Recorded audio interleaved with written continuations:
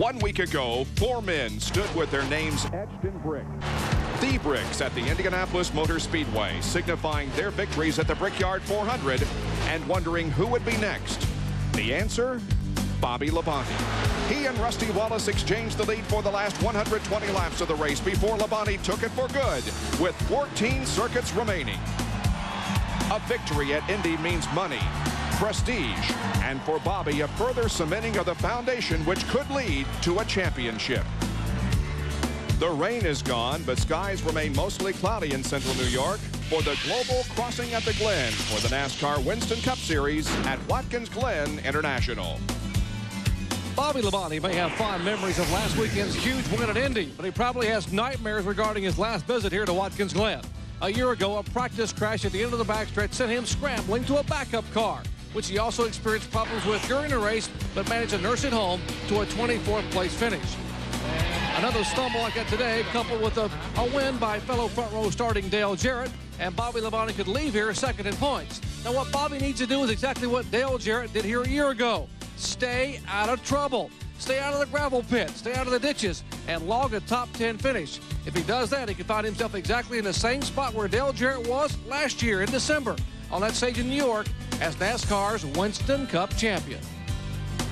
Veteran racer Rusty Wallace crashed here Saturday morning, so out came the backup car. The car that won the pole and finished third here at Watkins Glen 1 year ago.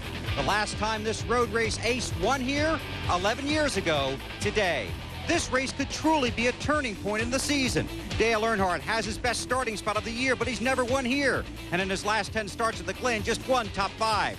Ricky Rudd wanted a challenge for the championship, but is still looking for his first win this season. He's won here twice. Then there's Mark Martin, 43rd at Indy and 43rd at Pocono, but he won 3 straight here in the mid-90s. The last win coming 5 years ago today. 4 talented drivers facing a twisted track at a critical turn in the season, and all hoping they get to make the most important turn, the one into victory lane. This has not been a familiar view for Jeff Gordon on the road courses lately because he's not used to following. Now this is the view he's become accustomed to, celebrating in victory lane 6 times in the last 6 NASCAR Winston Cup visits to the road courses, including the last time out in June at Sonoma, California. In today's quest for a 7th straight victory on the road courses, Gordon has brought back a familiar friend. No, not former crew chief Ray Evernham, but this car, which is a familiar friend. Chassis number 2427 has no catchy name, even though it's carried Jeff to 5 straight wins. Gordon was fastest in happy hour, so there's no reason to believe that he can't win his 4th straight here at the Glen today.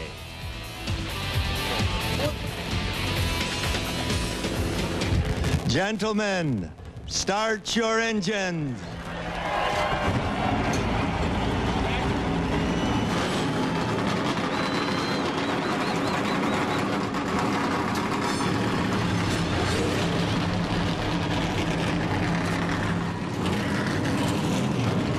Phase of the 2000 NASCAR Winston Cup season is about to end. The road course phase. We, of course, had an event at Sears Point earlier this year.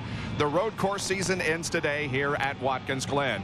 Now, as drivers pursue championships, there's always a so-called bump in the road. And, Benny, this could be one of the bumps that Bobby Labonte has to be concerned about. Well, Jerry Punch has already showed you folks what happened to Bobby Labonte here at the Glen last year. And if he's going to win that first NASCAR Winston Cup championship, there's a couple other bumps along the way. Number 1, Bristol, the night race. Last year, Bobby Labonte finished 26th. And then Talladega. Remember, you're always apt to get in that big one at Talladega.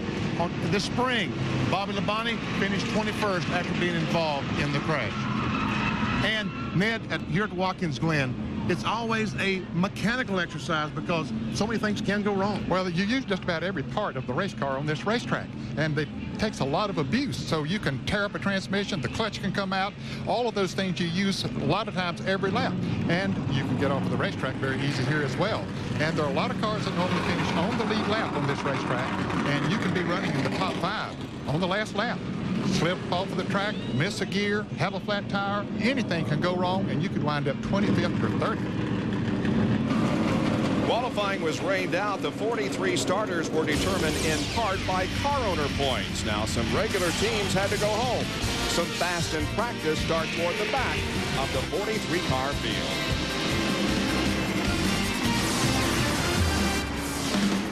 ESPN, the worldwide leader in sports, and the National Association for Stock Car Auto Racing invite you to sit back and enjoy the 21st race of the 2000 Winston Cup season, the Global Crossing at the Glen.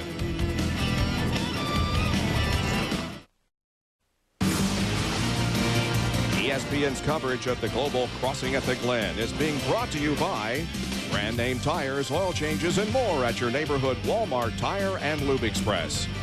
By McDonald's, we love to see you smile. And by Doc Otis, a new flavored alcohol malt beverage, real lemon, real refreshment. Unlock the Doc.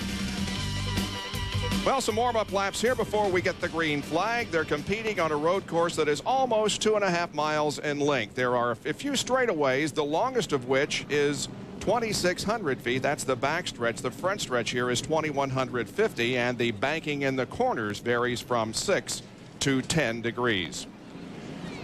Now, let's take a look at the actual layout of the course. 11 corners in all, and most of them are right-handers. Yes, you go down in turn one, a sharp right-hander, another right-hander to start the S's, back to the left in 3, 4, and to the inner loop.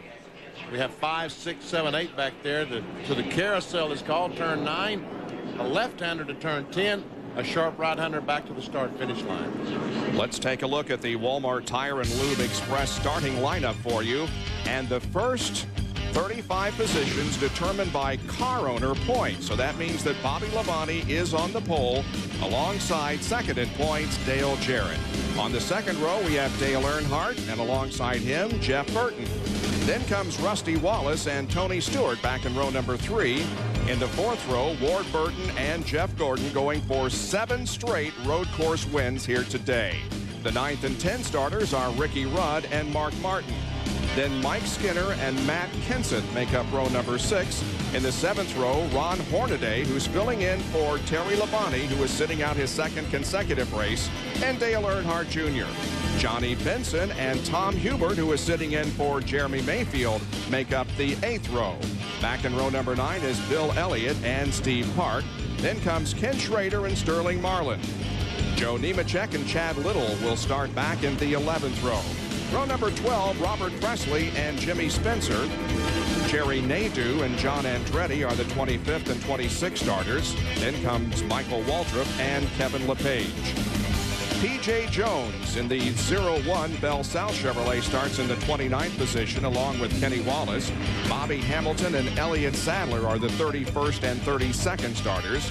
Dave Blaney and Jeffrey Bodine, 33rd and 34th. Then Wally Dallenbach and previous champions provisional going to Darrell Waltrip. Now, these remaining starters are based upon how they drew for qualifying on Friday, which was rained out. And you heard of the luck of the draw? Well, this was the absolute luck of the draw. Robbie Gordon next to last, and Todd Bodine, the last guy to make it in. 5 guys had to go home. There are some regulars that are not happy at all about the way these final starters were chosen.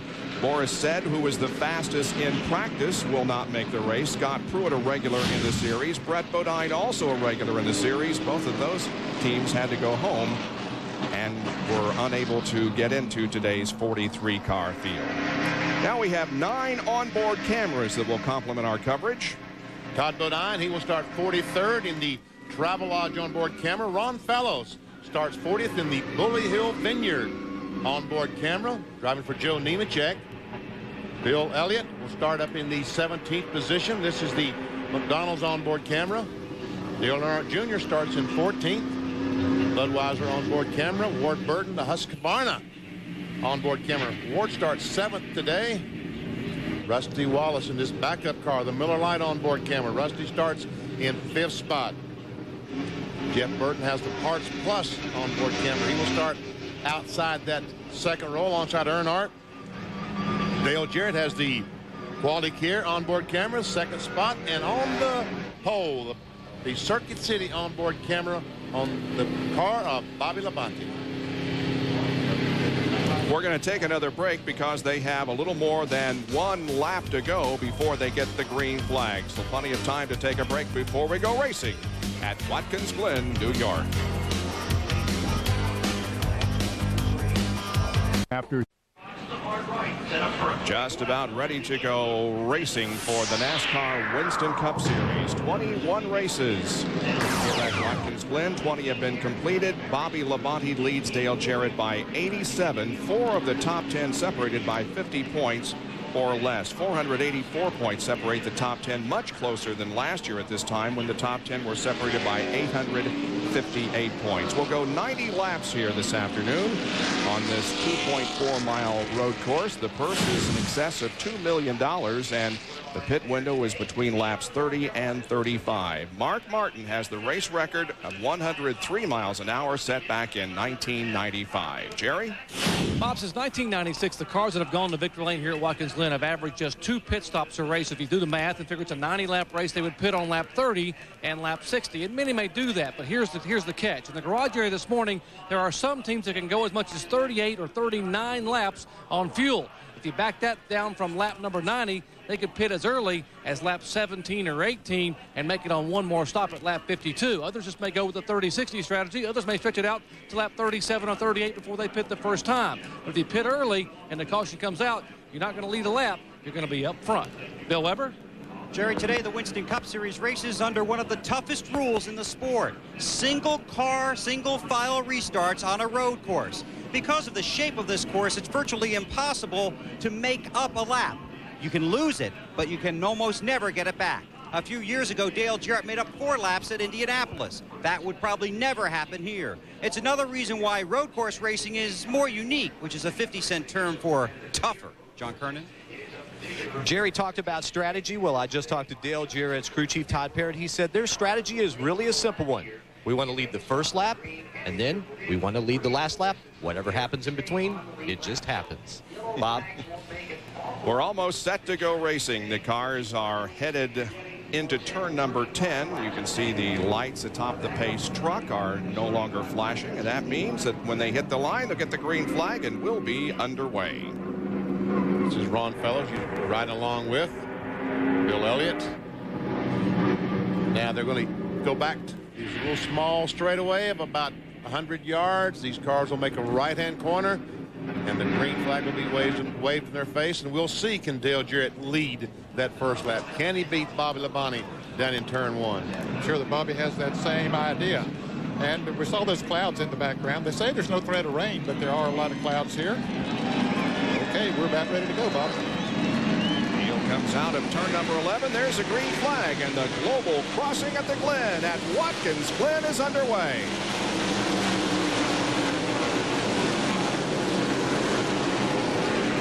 Bobby Labonte got himself a good job. Dale Jarrett probably going to drop back to about 4th or 5th instead of leading.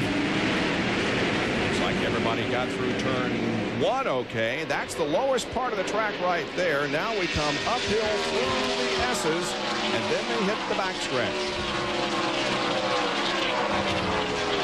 You can see that Labonte has grabbed the lead over Dale Earnhardt, and Jeff Burton has gone to 3rd position. Here's the inner loop.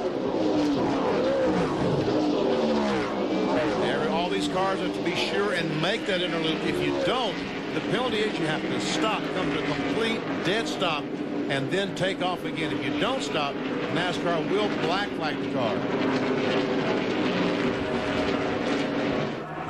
Here's that short stretch between turns 9 and 10 as Labonte continues to hang on to the lead. Not a great deal of passing at the moment. So Jeff Gordon trying to get on the inside of Tony Stewart. There we see Jerry Nadeau, the 25 car, trying to get alongside the 97 of Chad Little. And looks like that will happen. Well, Bobby Labonte had only led one of his 15 road course races until today. Now he chalks up another one. And Jeff Gordon moves to the inside of Tony Stewart through turn number 1. They make contact coming off the corner. Well, let's see who's going to get the best of this battle. Gordon has the inside on this right-hander, but now Stewart has it on the other one. They're still banging together. And George in the wall. There's significant damage to the right side of Tony Stewart's car, and then Jeff Gordon went into the guardrail, putting further damage to his DuPont Chevy. You can see there's significant damage to it. And Earnhardt is into the styrofoam coming out of the inner loop. Tries chance to get the car refired. We do have a full course caution that's going to come out. Wow. And there's significant damage to his car on the left front. He'll be able to drive it back to the pits, but you can see there's also damage to the left rear as well. So two favorites here have trouble on the second lap, Jeff Gordon and Dale Earnhardt, as Bobby Labonte comes down to the caution flag. There's the damage on the left side of the GM Goodwrench Chevy driven by Dale Earnhardt. Now, the good thing about, you see the damage to the left rear, the good thing about that damage, I started to say the good thing was the gas goes to the right side. It looks like there's more damage to the right side than there was the left side on Earnhardt's car. Yeah, that could be a problem for them getting fuel in it, but they got a lot of beating and banging to bang that thing out, get it back on track. Well, Dale Earnhardt had a 6th place finish at Sears Point. It's going to be worse than that here at Watkins Glen. Let's take a look at this incident between Tony Stewart and Jeff Gordon. Well, see, Tony Stewart got sideways trying to enter turn 3, and he had to go up the racetrack to save the race car. When he did, Jeff Gordon was right there, and we saw Tony run into Gordon, and Gordon, trying to give Tony room, went over and hit the curb on the right side. Now, I don't know if he hit the wall or not. Now let's see what Earnhardt looks like. He was just coming out of the inner loop and it got around on him. Yeah, whether he had a flat tire or what caused the car to spin there. Of course, sometimes when you get on the gas, let's take a look from Burton's in-car camera and see if we can see what happened. There he comes off of there. Oh, yeah, he lost it. Went one way, and when he corrects, no, he doesn't correct. It just goes right on around on him. Get down to Jerry Punch. Dale Earnhardt's Goodwrench Chevrolet here on pit road.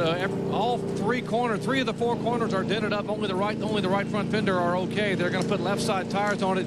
Kevin Hamlin and the crew now trying to pull some of the left front sheet metal away from the left front tire that was rubbing when he came in. And as you guys mentioned, tough to get fuel in the car. They did manage to pull some sheet metal away from the dry brake area, and they're trying to pound the rear fenders down so they can get the spoiler down where it'll be effective in the back of the car.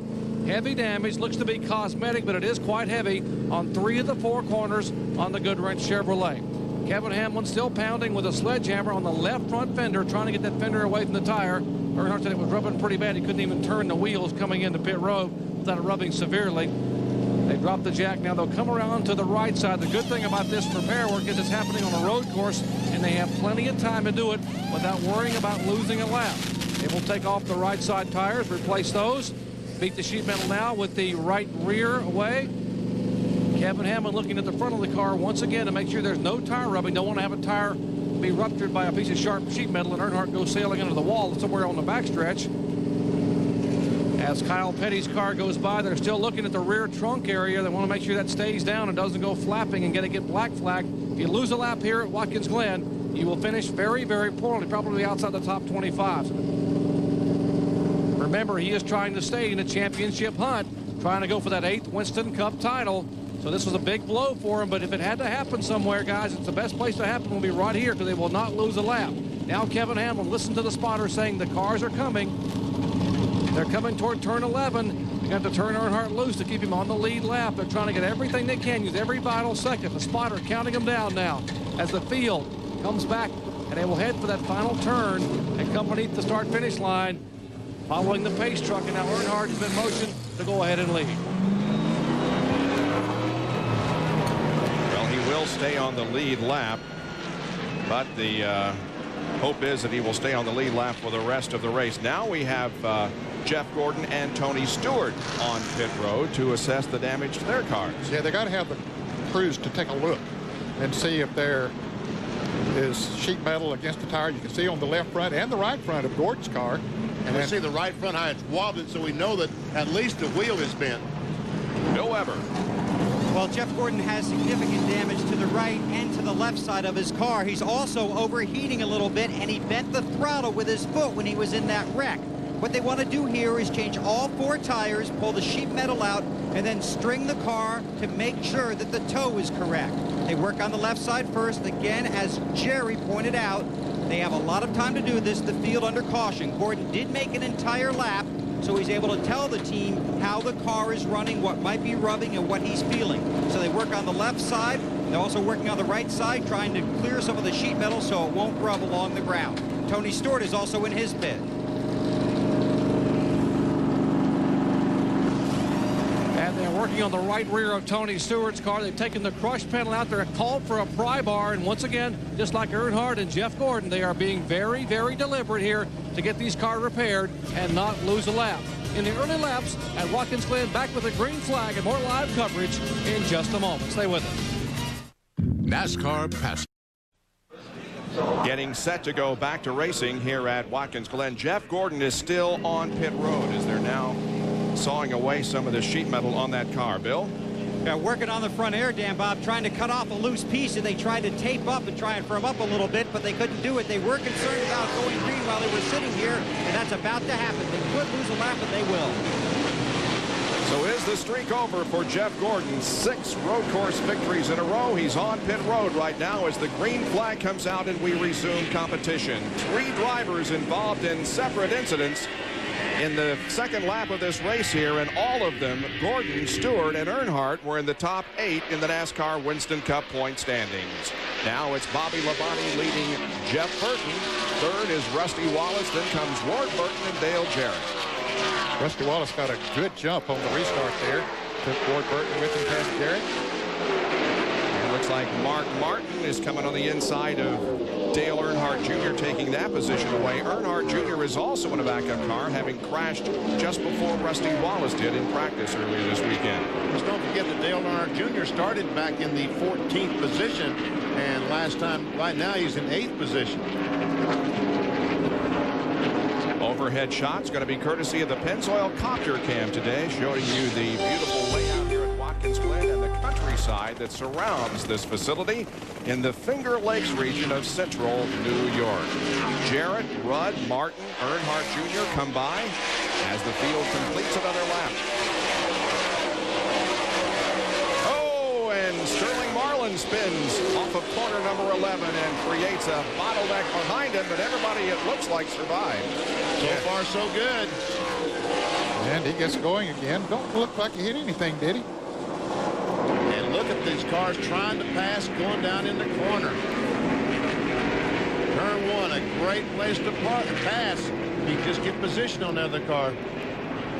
So Marlin gets going. It will not cause a caution. Let's take a look at what happened to Sterling as he and Jerry Nadeau were side by side into the corner. And there we see the contact of Nadeau hits Sterling in the right rear, and around he goes. And John Andretti just barely gets by, and P.J. Jones somehow got by. An excellent move. That was a great move on P.J.'s part to miss it. Sterling will drop all the way back to the rear of the field as up front, Jeff Burton is in hot pursuit of Bobby Labonte. They ran together quite a bit in practice yesterday afternoon in the happy hour, and there didn't seem to be a lot of difference in their cars as far as the speed was concerned.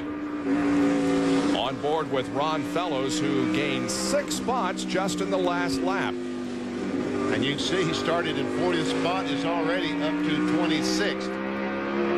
Right behind Robert Presley as they come down and hit the line and are on the throttle hard until right about in here when they downshift, start braking for turn 1. I said 26th. Actually, he was 24th. That puts him in 23rd. He is a master at this place, fellows.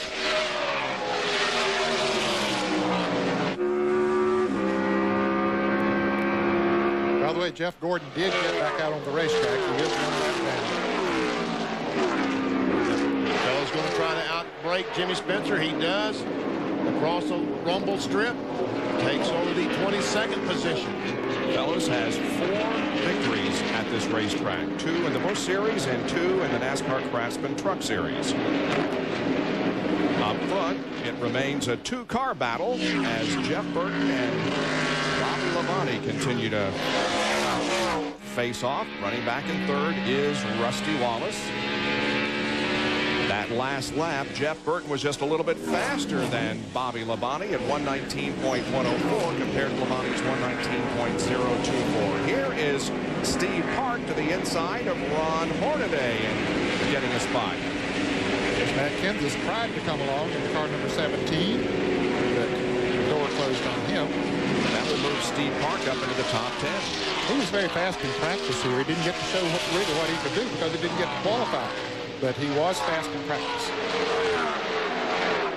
And I think that's basically the thing with this race, Benny. We don't know how good some of these guys are because they simply didn't have that much practice. Yeah, I don't think the teams know how good they are because, as you said, just not a lot of practice. And some of the practice, the racetrack was slippery because a lot of moisture on the racetrack. Yesterday afternoon, as the happy hour ended, we saw Todd go down and Kenny Wallace spin up an interlude. That was simply because it had rained, the racetrack was slick, and both those cars spun.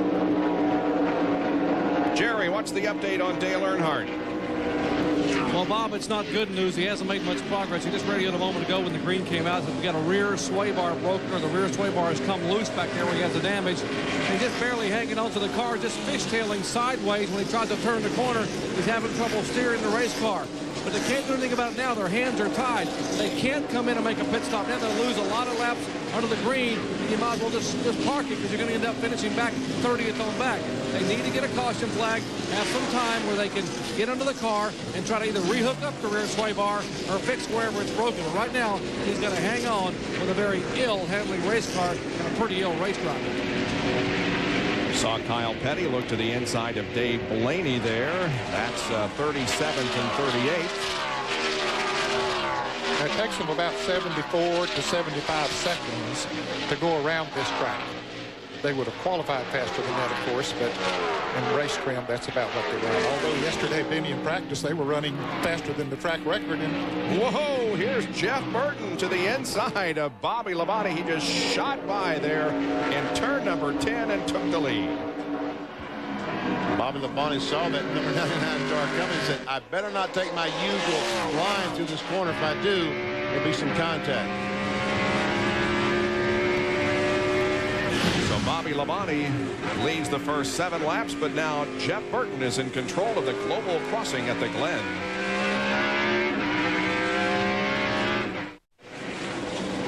Back at Watkins Glen, New York, where the lead cars are coming up through the S's, Jeff Burton has the lead, has pulled away a little bit from Bobby Labonte, who is now under considerable fire from Rusty Wallace. It looked like Rusty was going to try to get on the inside of Bobby Labonte coming off turn 1. Did not make it. For a taste of the race, here's some Jimmy Dean telemetry on the Rusty Wallace car, showing you he hits the brakes just slightly there at the end of the inner loop. Now a little bit also in turn number 9, but hard on the accelerator here. You see, there's coming off that turn 9 or the carousel is where Rusty crashed yesterday and 154 miles per hour. Heavy on the brake, downshift, make that left.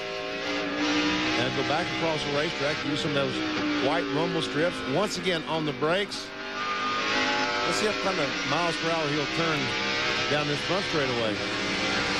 Trying to get on the inside of Bobby Labonte. 151 miles per hour. Wow, he's on the brakes early, wasn't he? Seemed like it. Reached about 151 before he got on the brakes. Now we ought to see some big numbers down this backstretch. From about right there, when they dump it into high gear, about right there, he runs wide open all the way down to the braking point.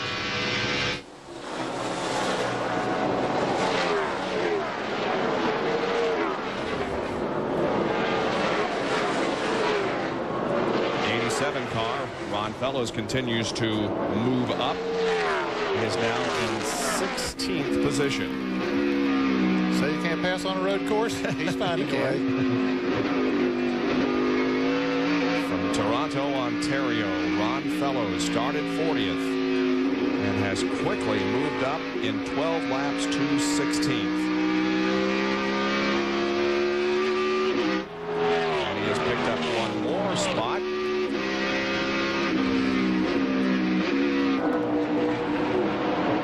Johnny Benson just ahead of him in the 10 car, carrying Aaron's Rent sponsorship now as of last weekend at Indianapolis.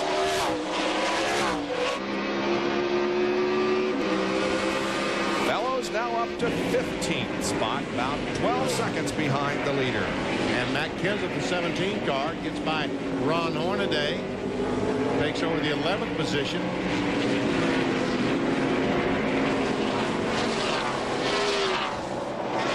comes Jerry Nadeau and Ron Fellows, a couple of very accomplished road racers. Nadeau in the 25 and Fellows in the 87. This 87 car is owned by Joe Nemechek.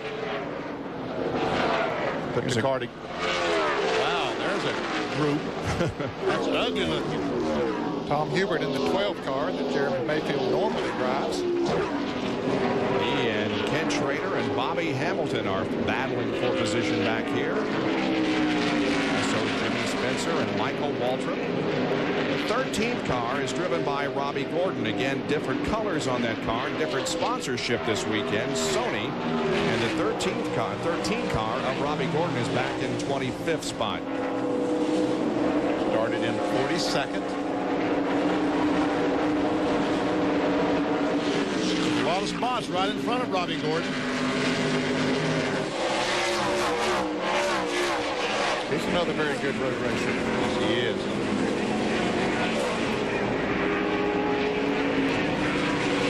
See Kenny Wallace then on the inside of Michael Waltrip. Takes a spot away. Robert Preston, car number 77 right there. Meanwhile, up front, it remains with 14 laps completed. Jeff Burton leading the Global Glen at the Crossing. Bobby Labonte second, followed by Rusty Wallace, Ward Burton, and Dale Jarrett, the top 5. We'll be right back. When I joined... 16 laps now completed here at Watkins Glen International. It's Jeff Burton, followed by Bobby Labonte, then Rusty Wallace, Ward Burton, Ricky Rudd. Mark Martin has moved up to 6th, and Dale Jarrett is now back to 7th position and has been under pressure from Steve Park. And here is how Mark Martin got the position away from Dale Jarrett. Jump down on the inside, going into the turn 1, and takes the pass.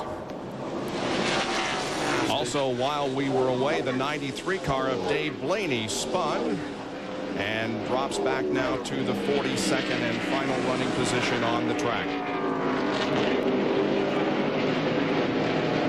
You mentioned that Dale Jarrett had dropped another spot back to the 7th position. He started on the outside of the front row. He just radioed in and told his crew chief, Todd Parrott, that his car was just a little bit tight on the right-hand turn. So they'll make an adjustment their first pit stop. And as we said, anytime after 30 laps, we should see pit stop starting under green flag conditions. Wow, look at Park just blow by Jarrett.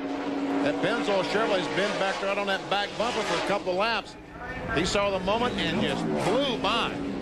Bill Weber, Steve's got a good run going so far. Absolutely, Bob. Good from the start. In fact, good from the time they got here this weekend. It's just that no one's really had an opportunity to see it. They felt that they would qualify in the top 5. They knew they were going to run well, or at least they hoped they would. He started back in the field, has moved his way up inside the top 10, just got around Jarrett. And you could say that this is the track that Steve Park got discovered at. He's got a lot of confidence and some experience here. He won the pole for a NASCAR Craftsman Truck Series event in '96, qualifying for Nemechek, and that really opened a lot of eyes. Well, Ricky Rudd has picked up a spot, passing Ward Burton. And Mark Martin moving in on Ward Burton. He's just slowly working his way up towards the front. Mark said yesterday he thought he had a car that could win this race, and boy, he's hanging right in there now. He's only about 2.5 seconds behind the leader. 5 cars between them.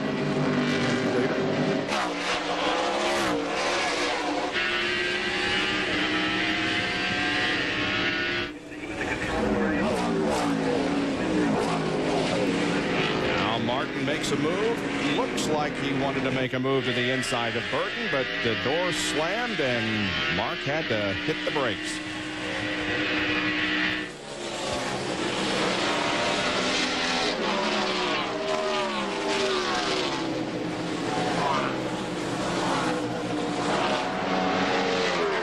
Mark's got a great run now on Ward. Looked like Ward drove away. Mark's going to try once again to outbrake the cat car. He does it.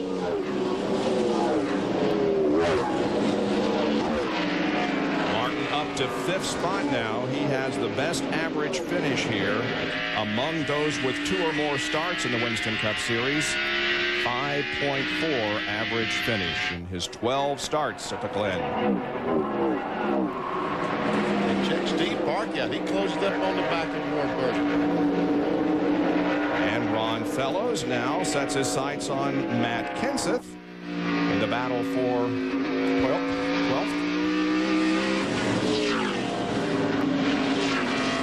Well, that's quite a run, isn't it? 40th up to 12th.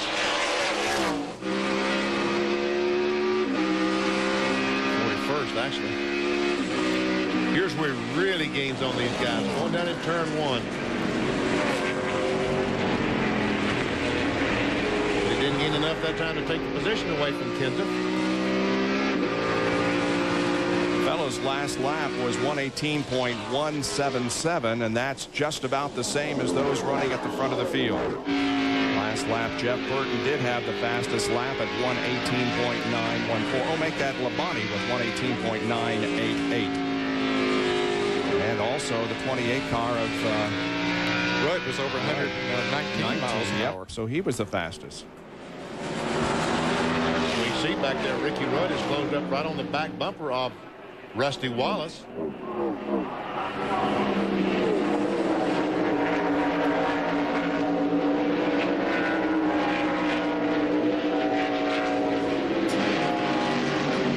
Right now, if you take any of those top 7 cars and put them in front, they can stay there.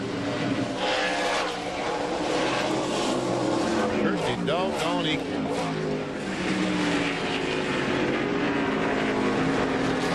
See, Steve Park has been able to get by Ward Burton. And here comes Fellows again.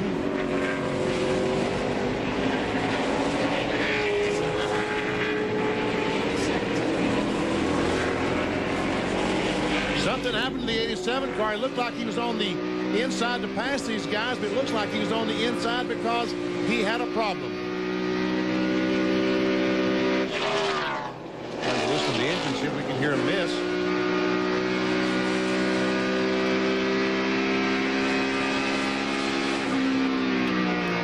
Hard to tell. Okay, we have our first pit stop, John Kernan. And Bob, P.J. Jones is in out of necessity. As you can see on the front of the car, he got into the back of Tony Stewart out there. The car was overheating so much and had to pull some tape off, try and pull it clear so they could get more air into the radiator. They changed left side tires, and he is on his way. You know, that could work out to his advantage. He's certainly within the window now. One more pit stop will do it. He'll be out there running on the racetrack by himself. Problem is, Nate, he just got lapped. Uh-oh, yeah. So that's not good.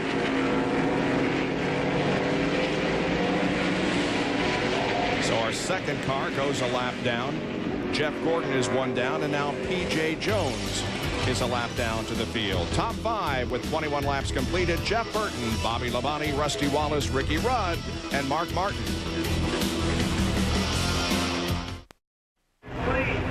The global crossing at the Glen underway here at Watkins Glen International. As you can see, we've had a shuffle up front. A couple of changes. First of all, let's show you how Ricky Rudd got a position from Rusty Wallace. Turn 1, the best place to pass. Oh, this is for the lead. Oh, Bobby Labonte. I thought it was Bobby Labonte. This is Ricky Rudd getting on the inside of Rusty Wallace, and turn 1 has been the place to pass so far this afternoon. And then this for the lead going into the chicane. Bobby Labonte just outbreaks Jeff Burton. Burton doesn't fight him too hard. Retakes the lead. So Bobby Labonte led the first 8 laps of this race. Jeff Burton led 14, and now Labonte is back, and Fellows goes behind the wall, John. Bobby came into his pit. They lifted the hood, looked at the engine. You could just hear it was misfiring quite a bit. So they said, hey, it's a day. We're not running for points. So he's headed back into the garage, and we hope to have a word with Ron in just a moment. Well, he had a good run while it lasted, but unfortunately it didn't last long enough for Ron Fellows. I know Lillian Taylor and all the folks up at Bully Hill have to be very disappointed right now, but this is a race. Well, now Ricky Rudd looks to the inside of Jeff Burton. Meanwhile, Mark Martin does the same to Wallace. Couldn't take over the position as Kyle Petty comes out of the pits. And Kyle would go a lap down after making a pit stop, but others will be making a pit stop here before too long. He just hopes there's not a caution before they do.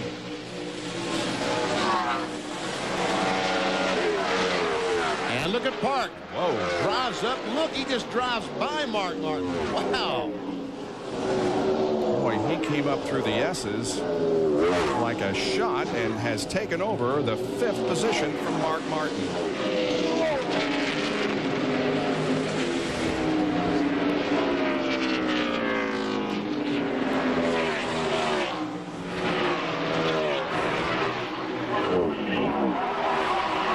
Rusty Wallace right now in the 2 car, the Miller Lite car, losing contact with the top 3. Back about a second and a half behind that group.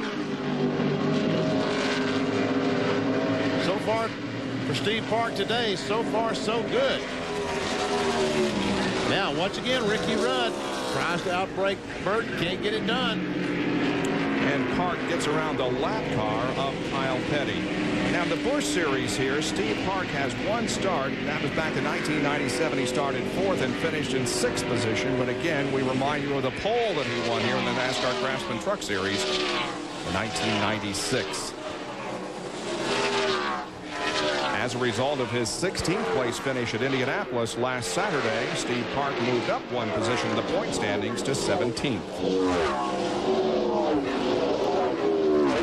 And check this out, Jerry Nadeau, damaged left front fender and all, has moved up to the 9th position. That occurred when he got into the 40 car of Sterling Marlin in corner number 11 a few laps ago, causing Marlin to spin. Started back in 25th position. So that damage there apparently not affecting how the car drives.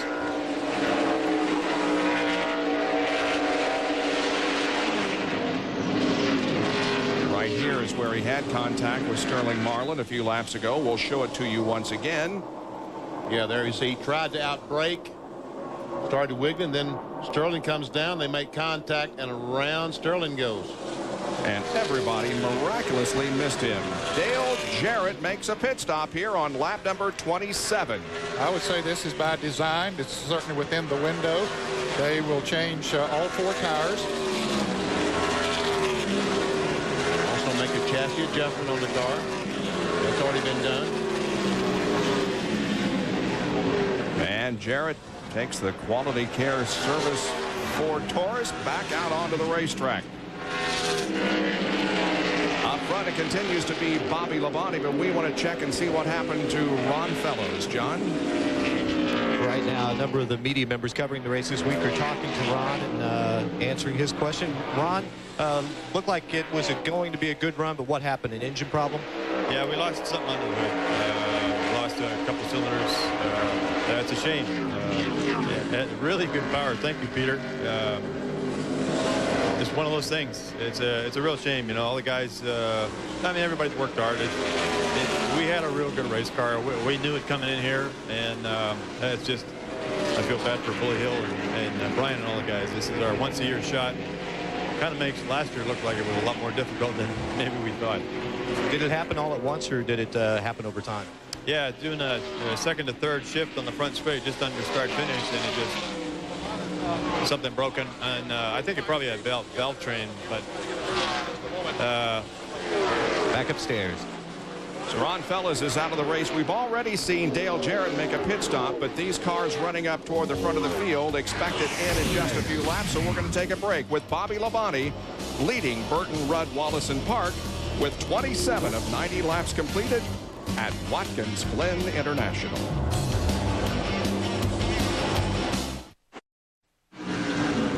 Those running at the front of the field are on pit road.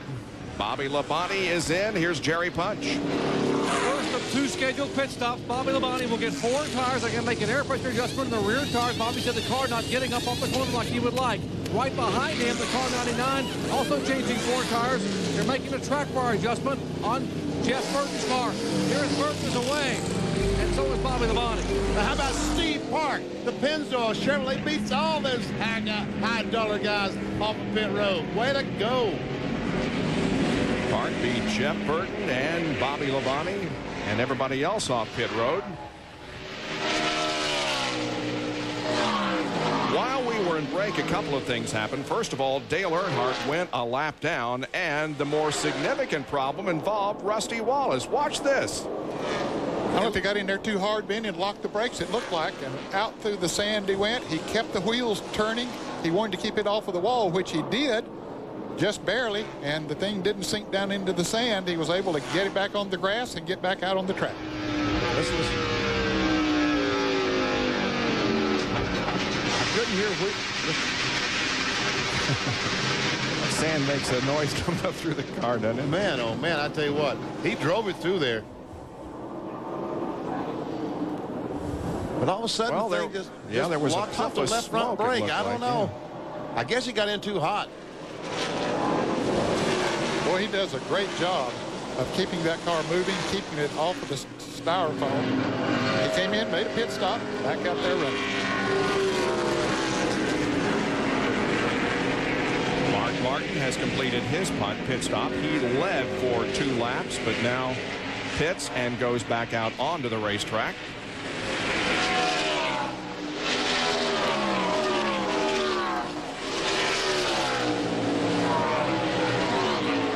Comes out with Dale Jarrett. Dale Jarrett, the 88 car, they made some chassis adjustments during his pit stop. We'll see how that works out. Now, some have not made pit stops, but when everybody does, when the cycle is completed, Steve Park is going to be the leader of this race. How about that? Those guys did a fantastic job on that pit stop. They really did. Burton second, then comes Labonte and Ricky Rudd. Of course, Matt Kenseth and Chad Little apparently have not made pit stops yet. And Tony Stewart, he made a pit stop during the early caution, so he can run a few laps longer. Well, now our scoring updates, and it shows that Darrell Waltrip is among the final ones to come in for a pit stop, and so that does give the lead to Steve Park. Front tire changer tripped over the air hose. That's going to cost a little bit of time. Slowed the jackman down, getting around there. And look at the brake dust off this car.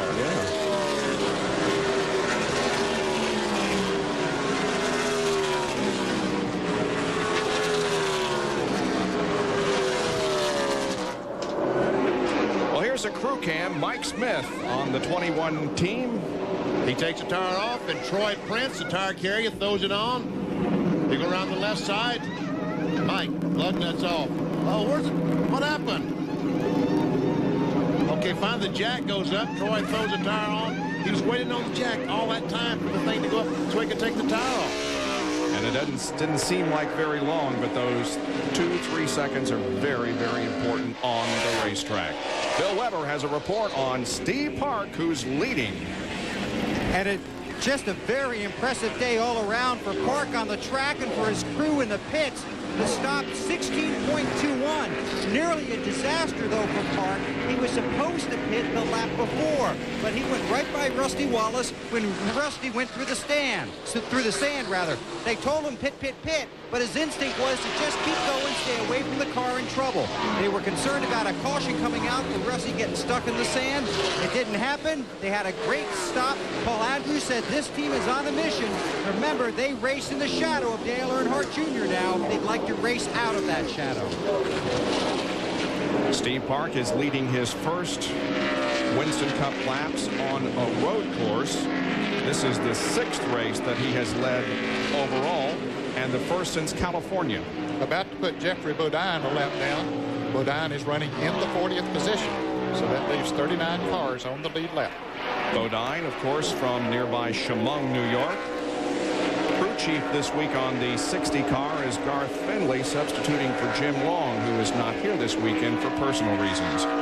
The last time that Jeffrey Bodine won a NASCAR Winston Cup race was here at the Glen in '96.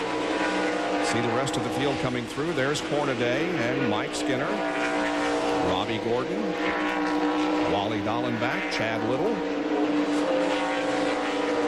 These cars running about 14th, 15th, 16th, and 17th on back.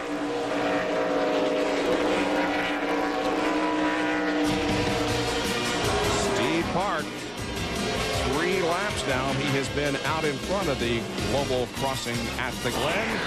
So Steve Park leads Jeff Burton, Bobby Labonte, Ricky Rudd, and Ward Burton with 33 of 90 laps completed.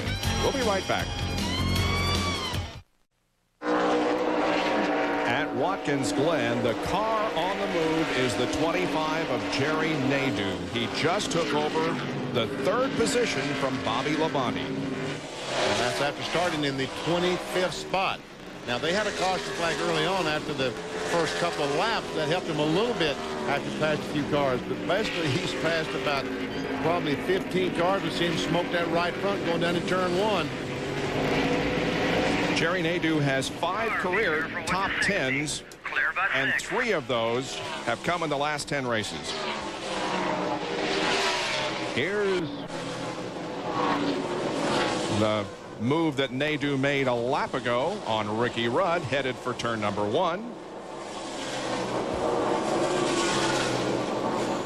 And then it didn't wait too long to move into third as he got on the inside of Bobby Labonte. Takes over that position. And we have some cars off course. We understand the 31 and the 8. There's Dale Earnhardt Jr. and the 31 also involved, and the caution is out for the second time here at Watkins Glen.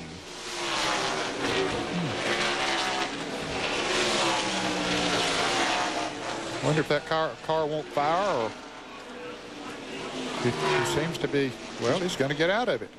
Taking the window net off. Yeah. Didn't look like there was that much damage done from the left side. I think there's a lot of damage done to the right front, Ned. It looked like the right front was a little low. Watch the top of the screen here. The car's coming up through the S's, and oh, there's Earnhardt Jr. Just goes around, backs her in the fence, and brings, and I guess most of the damage is to the right rear. Yeah. You wonder if maybe he had an engine problem. And Skinner then slid in there. John? But, Ned, I just talked to his crew, and they said that Junior was having problems shifting, and apparently something with the transmission happened, and that is what caused him to miss a gear or put it in too low a gear and for the car to spin out on him. They said there's a problem with the transmission for him. So right now they're talking about what to do, and I guess they're going to head back to the garage and try and fix the car there once the car returns to this area. My guess is that Mike Skinner, either the spotter told him or, let's listen.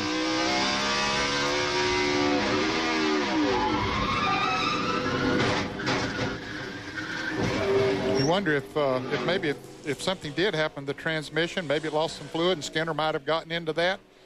I don't know. He's looking under there. Did something lock up on this car? Or maybe just looking at how much damage is done to it there. But well, that's the second time that he has crashed this weekend in 2 different cars. It was his first Winston Cup race here at Watkins Glen. He did win a Busch race here in 1999, and his father is also on pit road. And he has managed to stay on the lead lap. Well, he got back on the lead lap when everybody pitted. We saw him go a lap down, but when everybody pitted, that put Earnhardt back on the lead lap. Jerry? Exactly, Ned. That was a break for him, but it wasn't a break for his son, because they was actually going to pit the last time by when the 8 car spun. The spotters said, stay out, stay out, stay out. And by staying out, he's able to get back on the lead lap. So now they have time to look underneath the back of the car. Earnhardt has complained that the sway bar is broken. Remember from that incident on lap number 2. They're going to get all 4 tires changed. They'll get him back out to catch up with the field and probably consider coming back in to try to rehook up the rear sway bar. He said he simply can't drive the car.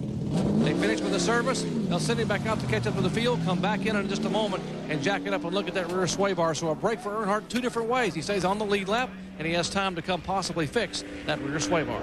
But it's a result of a bad break for son Dale Earnhardt Jr. as he has crashed up in the S's on the 35th lap of the race.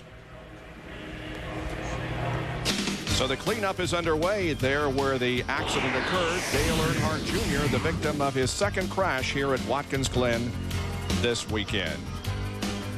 We've completed 36 laps now. Steve Park leads Jeff Burton, Jerry Nadeau, Bobby Labonte, and Ricky Rudd. After 35 years with ESPN's coverage of the Global Crossing at the Glen NASCAR Winston Cup race is being brought to you by Mobil 1. Nothing outperforms Mobil 1. And by Exide NASCAR Select, the official automotive battery of NASCAR. We're under our second full-course caution. 37 laps have been completed. This caution because of an accident up in the S's involving Dale Earnhardt Jr. Mike Skinner also spun behind him. And we're going to do the replay once again of his onboard camera and listen and see if we can hear something. Benny?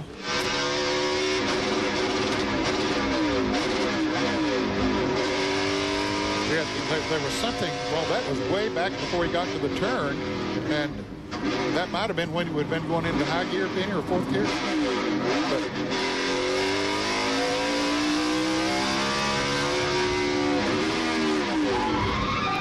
Yeah, he had something bad. yeah, it was not right. Don't know what was wrong, but something was not right about all of that. And that explains why Dale Earnhardt Jr. got out of the car so quickly, because he realized he did not want to start it because there was something else wrong with the car.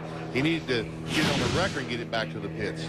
Qualifying was rained out here, so they lined up by points. Bobby Labonte is the Bud Pole Award winner. He already has a Bud Pole this year, so he has already qualified for the 2001 Bud Shootout at Daytona. There you see the other drivers that are qualified so far this year for the race in February of next year. And you see, folks, that the cars did not pit. Here at the road course, when it takes so long for these cars to go around the racetrack, you want to pit on the green flag and stay on the racetrack during the caution flags. Down to Jerry Punch. Here in the Ricky Rudd pit, Doug Yates and the crew were up on the wall. They were going to bring Ricky in to change the carburetor. I have a crew member standing here with the carburetor in his hand because the car was sputtering and the fuel pressure was fluctuating. But unfortunately, we're going to get the green flag. They're still discussing whether they should go ahead and bring him in now anyway and get the carburetor changed in case it gets worse and worse and he slows down and even stops over there. But they're coming to the green flag, and he is going to follow him down and not come down pit road. Steve Park leads the others down to the green flag. Now, Jeff Gordon there on the left of your screen is trying to get a lap back, and so is Jeffrey Bodine. Jerry Nadeau, meanwhile, goes to second, passing Jeff Burton. John Kernan is with Dale Earnhardt Jr. And Dale Jr.'s crew is working on the car, trying to get a new transmission put in, a new rear gear. Dale, we can hear on your in-car camera that you were having problems with the transmission even before the spin. So what happened?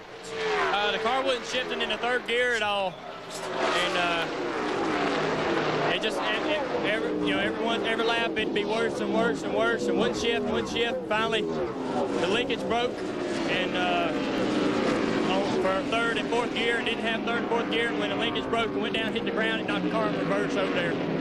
Coming up through the inner loop, locked the rear end up, spun the car around, and tore through. Bent the clip on the car, probably bent the front clip too. It's a shame. We changed transmissions this morning. Probably shouldn't have now. All right, back upstairs, Dale Jr. waiting as his team works on the car. Another crash. Kyle Petty has taken his car into the styrofoam, and the caution is going to come out once again. And the black flag is also being displayed. That was for Jeff Gordon. I guess he's saying he jumped the restart. Well, I saw him pass a lot of cars to get up towards the front before they got the green flag. Now, we mentioned earlier that all restarts would be single file restarts. And I don't know if Jeff thought, well, maybe I can go up there and get up beside of the leader since I was a lap down, but it doesn't work on a road course. Let's take a look at what happened to Kyle Petty running alongside Kenny Wallace. And it looks like he just got too high coming through the carousel. And here's exactly where Rusty Wallace crashed yesterday, where Dale Earnhardt Jr. wrecked yesterday. Boom. Right there. Jerry is in the Ricky Rudd pit. This caution, a good break for Ricky Rudd. I mentioned a moment ago they wanted to change the carburetor. They're having quickie yellows here. They mentioned in the driver's meeting they're going to get as much green flag racing as possible. The caution comes back out, and now Rudd is on pit road. Doug Yates with his back to you with that big Texaco star on his uniform. He is the one basically spearheading this. For Doug actually across the car. He lifts the carburetor out. They have another carburetor to put in place. Once again, Rudd had complained the car was sputtering and missing, and the fuel pressure gauge was fluctuating. Ricky Rudd, a two-time winner here at Watkins Glen on pit road. He was being shown in 5th position. Now the consideration is we got a spotter telling him where the field is. They are hustling to get the carburetor dialed back. Remember, he can't just crank it up and leave. Now they got to get this thing back in position. Without a carburetor, he can't go anywhere. Trying to get it nice and tight. They got an air cleaner they're going to try to put on. They got a spacer to put on beneath the air cleaner. Once again, trying to get some of the fuel hoses hooked up. The spotter is talking to the crew. They're listening as the leaders are in the inner loop in the back straightaway. They know they've got about 35 to 40 seconds maybe from right now to get the car. The car has fired. That's the good news. Now they shut it off long enough to get the air cleaner on. Quick work here. Ricky Rudd has a very fast race car, comfortable with the chassis, but it was sputtering and missing. And in spite of the fact that it was missing, he was still running fifth. This could be an omen. This car runs at full song. He could be a contender to win it here today. Breather goes on, hood goes down. The Texaco crew has changed the carburetor on the two-time Watkins Glen winner. This is the car that he drove last year as the number 10 car. It was one that was bought by Robert Yates from Ricky when he came over to the team. Now they're changing tires, and this is getting pretty close because the field is in turn number 10 now. Well, I think they've got plenty of time, really. Yeah, I think they have plenty of time. And see, Jerry Nadeau, he was second spot, and now he is back to the fourth spot. And we saw him slow down this short chute before. I don't know exactly what might have happened to his car. You can see also that Mike Skinner is on pit road with the hood up, and Dale Earnhardt. Ricky Rudd will be in 35th position. That's how many cars are on the lead lap. Here, I was talking about Jerry Nadeau slow, and watch, he comes off the corner in second spot, just moves over to the left side of the road to get out of these cars' way, and two cars go by. Bill, what's going on with Nadeau? The problem there, Benny, is Jerry has lost third gear. He just radioed in. He has lost third gear. Let me show you another problem that he had earlier in the race. This is the set of tires they took off during his first pit stop. I want to show you the inside of the right front tire. These are the wear pins. You can see on the outside of the right front tire, you can still measure the tread depth. Over here, the two wear pins are gone, and here they are down to the core. This tire could not have gone many more laps. They told Jerry he's extremely fast, but he has to be careful of his tire, and now he does not have third gear. As a side note to that, they also told Steve Park, his crew, that Nadeau is a very fast car. We'll have to wait and see what happens now without third gear. Now, there is a classic example of camber and what he can do. Just too much camber wore the tire out on the inside. Under caution here at Watkins Glen, Steve Park leads Jeff Burton with 40 of 90 laps completed. Back at Watkins Glen, where we remain under caution, Steve Park is the leader of this race over Jeff Burton and Ward Burton. Now, let's update Jeff Gordon. Remember his problems going for his 7th consecutive road course victory. His problems began on lap 2 with Tony Stewart. Now, they had a bumping there in turn number 2. They came up the S's side by side, and then when they get to the top of the hill, they really have a coming together that put Gordon into the guardrail there at the top of the S's. Here's his contact with Stewart, and there is where he hit the guardrail on the right side of the car. He came in, they peeled away some of the sheet metal. He did lose a lap while he was in the pits. Jerry has a further update.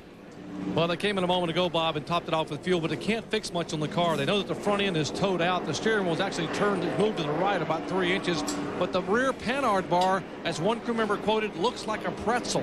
The rear panhard bar, rear sway bar, is actually rubbing the fuel cell, not doing much to help the back of the car, so the car isn't driving very well. That's why we're not seeing Gordon make a move toward the front. As Jerry Nadeau once again makes a quick stop. Tough break for there is Nadeau, the teammate for Jeff Gordon on pit road in the car number 25. He brings the Michael Holligan car down, where he had his best finish here a year ago, a 5th place finish, as they will change the outside tires. I'm really shocked as to why they are pitting now. Well, Jerry Nadeau is here on pit road. This is a routine change. Back to the right side when you guys get through and look up underneath first. Yeah, you can hear Tony Furr on the radio. They wanted to get a look Go at... back to the right side, Joe. Jack it up. Let's see.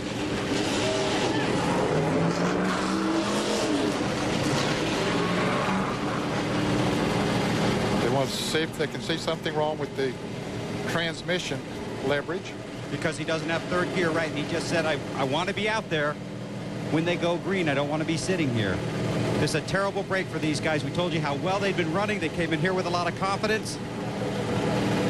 And now they're going to send Nadeau out, and we'll find out what they found out and relay it back upstairs. Well, he was at the front of the field, but he is now way back in the pack.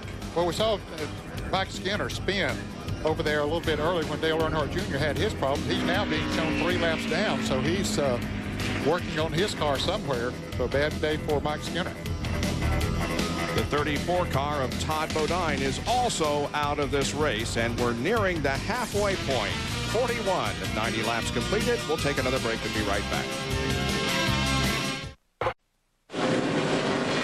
Just as you rejoin us, the race goes green once again, and look at them fan out on the front straightaway as they hustle down into turn number 1. That's Ron Hornaday and Robbie Gordon to the inside of Rusty Wallace. Boy, it's hard to out-jump him on a restart, but both of them did it. Moved into the 8th and 9th position, puts Rusty back to the 10th spot.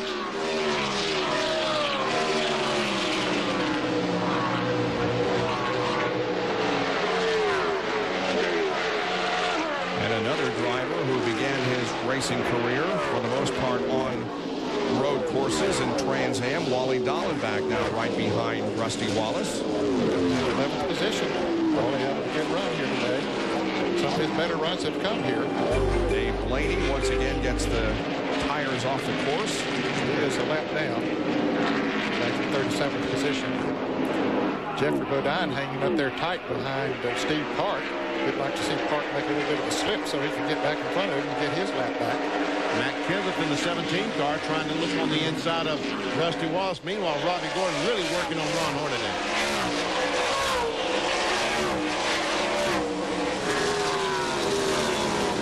Down to Jerry Punch for a pit update. We told you Ricky Rudd was running 5th when he came down pit road into the caution to change a carburetor for a sputtering problem and a miss. They have found a clogged fuel filter. Ricky Rudd restarted a moment ago in 33rd position. Remember that. 33rd spot. He restarted, but the car's running well now. So watch him make his way through the field. Bill Weber? Well, Jerry, they brought Jerry Nadeau down pit road for exactly what we thought, to see if they could somehow help his transmission problem. They couldn't. They want to see if it was something they could fix on pit road. He definitely doesn't have 3rd gear. He's got 4 tires and a full load of fuel. Now they need, obviously, a miracle as far as the cautions are concerned. I just ran down pit road. I asked Jerry's teammate, Terry Labonte, who's sitting out this race, how often he uses 3rd gear here. He said, judging it by driving the course in his head, he uses it 3 times at very critical junctures on the racetrack. John Kernan.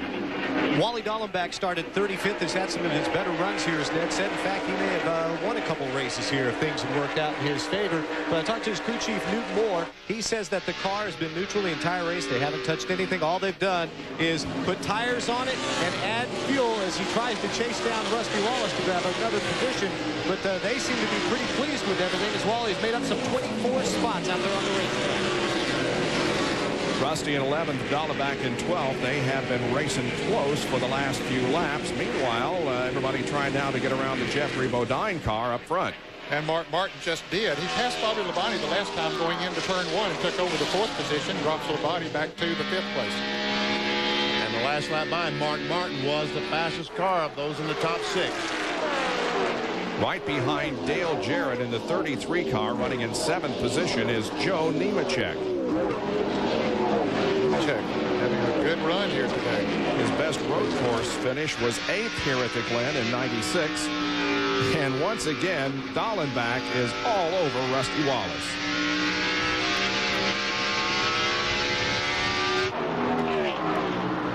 Down the short chute. Like a left-hander. This is where Rusty had his problem, so we know he's going to probably back off a little early. Nevertheless, Dallenbach not able to gain anything. As the cars hit the line, crossed flags are displayed from the NASCAR starter stand, and we have completed half distance.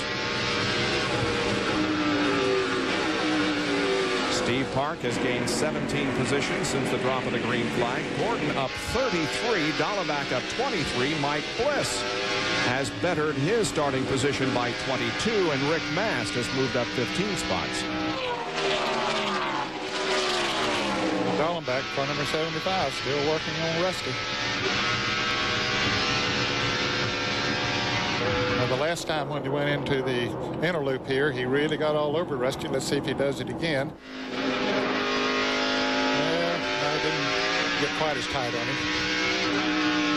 Dollarback finished second here in 1995. 5 of his 6 Winston Cup top 5 finishes have been on road courses. Steve Park has now led the most laps so far. He has led 15 circuits. Bobby Labonte and Jeff Burton have both led 14, and Mark Martin has been out front for 2 laps. So Robbie Gordon has moved by Ron Hornaday to get into the 8th position.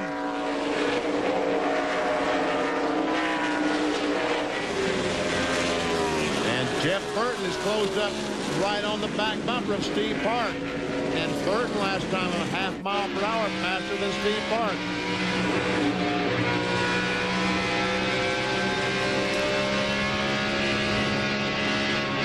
Steve Park began his NASCAR Winston Cup career here at Watkins Glen in 1997. He finished 33rd in that race.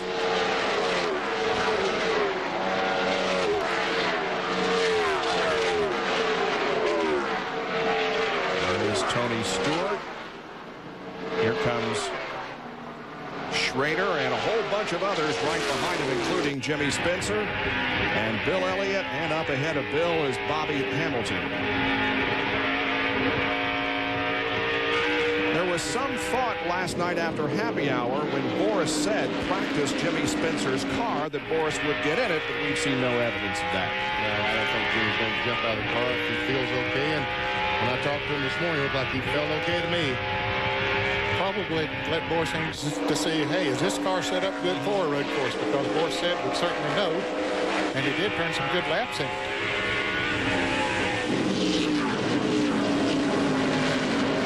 Spencer is doing fine, running in the 19th spot. Bill Elliott gets a great run on Hamilton, but Hamilton drives on the inside trying to outbrake Spencer, and looks like that'll succeed.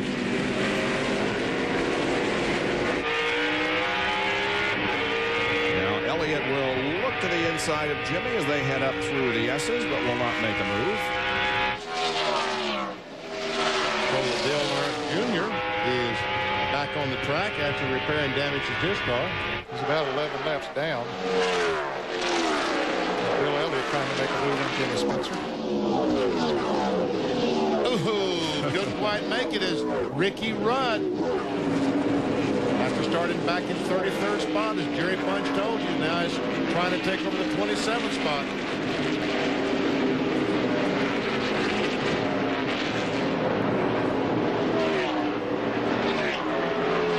Steve Park completes another lap out front, but he has Jeff Burton right on his rear spoiler, and Mark Martin looks to the inside of Ward Burton and into turn number 1, takes over 3rd position. So make it Park, Burton. Now Mark Martin is 3rd, followed by Ward Burton and Bobby Labonte. The X Games starting August the 19th on ABC and continuing on ESPN and ESPN2. Well, here at Watkins Glen International in central New York, we have completed 50 of 90 laps. The leader is Steve Park. Running in 2nd position is Jeff Burton, then Mark Martin, and we're on board with Ward Burton. And we understand that Jerry Nadeau drove through the loop, so he's going to get a stop and go, and he is heeding the penalty and a tough break for Jerry. Well, he might have been coming in the pits anyway. You wonder if he's coming into the pits right now, heeding the penalty, or either planning to come in anyway.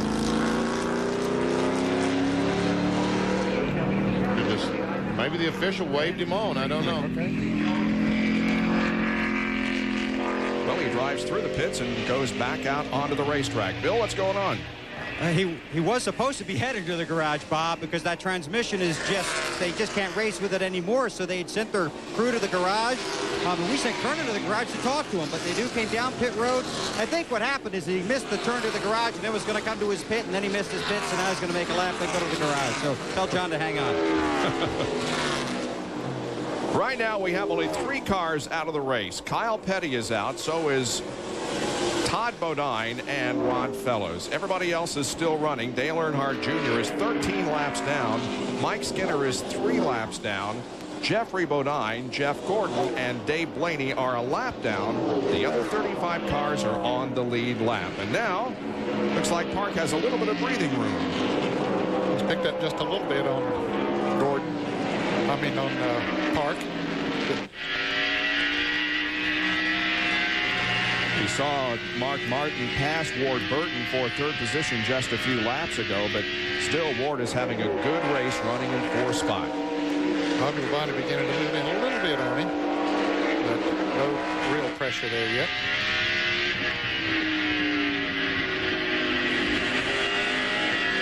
In the first 14 races of 2000, Ward had only one finish worse than 17th, and he has 5 finishes worse than 17th in the past 6 races, so maybe this will change his bad luck around.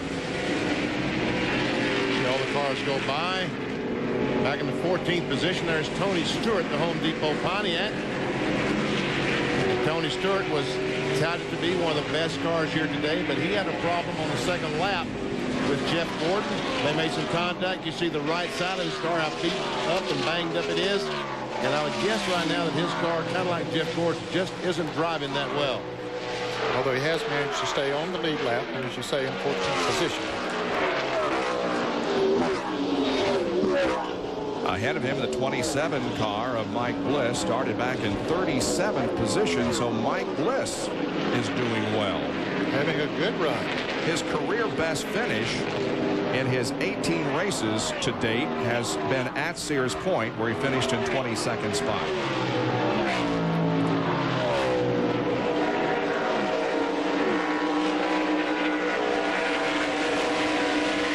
Mike is involved, of course, in the Rebestos Rookie of the Year race. Just ahead of Mike, the battle between the 75 of Wally Dallenbach and the 5 of Ron Hornaday continues, and Wally can't pass him. You see Rusty Wallace there. He's back in 12th position. I don't think his car is as good after he went through that sand as it was before. Mike Bliss right behind Rusty Wallace, giving him all he wants, as Dallenbach now has a great run on Hornaday, trying to drive out, braking, going into the inner loop. Looks like that's going to happen. And Rusty Wallace loses another spot to Mike Bliss in the Viagra car. That's going to move Wally Dallenbach up into the top 10. Hornaday is in 11th, and then Mike Bliss running in the 12th position on board with Rusty Wallace there in 13th. Now we see Tony Stewart moving up on Rusty Wallace. Both of them in injured cars. Chad Little and John Andretti behind that group. Chad is 15th, and John is running in the 16th spot. Andretti also trying to turn his season around at Indianapolis. He finished in 42nd position. The race before that, he finished 41st, and then he finished 40th. The race before that in New Hampshire. And Bliss tried to pass Ron Hornaday, but didn't get the job done. He almost got it done, although kind of like horseshoes and hand grenades. Close, don't count.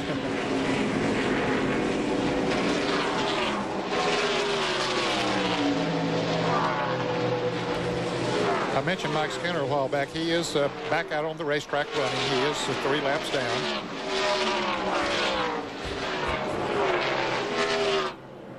Off of corner number 9, down the short stretch goes leader Steve Park, pursued by Jeff Burton, but about a second separates them right now. And then back here to the 4th place car of Ward Burton. He has them stacked up behind him, including the 33 of Joe Nemechek and Robbie Gordon.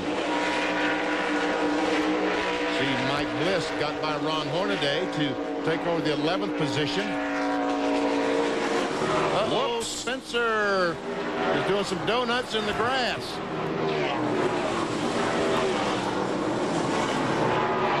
But we'll get it back on course, and we will not have a caution.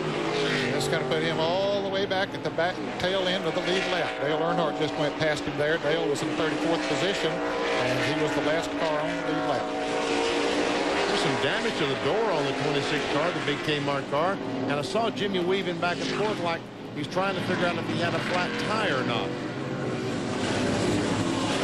He's going to stay on course look way at the back up at the top of your screen. He might have got into, was it a red car there? A bright colored car. Looked like they were very close, at least. Let's check it out. There was that's Ricky Rudd. Yep, might have been some contact between those cars. Boy, he sent the pylon scattering, did some damage to the front end of Rudd's car, and so he was running in the 21st position when that happened. Now he is in 34th position. down to the pits come several cars. Jerry Punch. With lap 55 now clicking by, the window is opening. Now these guys can make their final pit stop and make it the rest of the way. We told you they could make it on 35, 36 laps. Jeff Burton will come down pit road with the Exide Ford. Keep an eye on his massive jack man, 6'5", 280-pound Chuck White. The wheels at 40-pound jack like it's a tennis racket. They're going to put an air pressure up in the rear tires. Jeff said the car will not turn. He was running quick laps, but it would not turn. Now right side tires going on, the Exide Ford. And he is down and away. Great pit stop for the Exide crew, and Burton is away. Just ahead of Mark Martin off pit road. Down to Bill Weber. Bill Elliott on pit road, left side tires, got the fuel, he's on his way. So Elliott's got himself 4 fresh tires and returns to the track.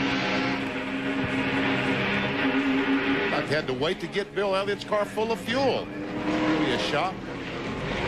Coming off of an excellent finish at the Indianapolis Motor Speedway last Saturday.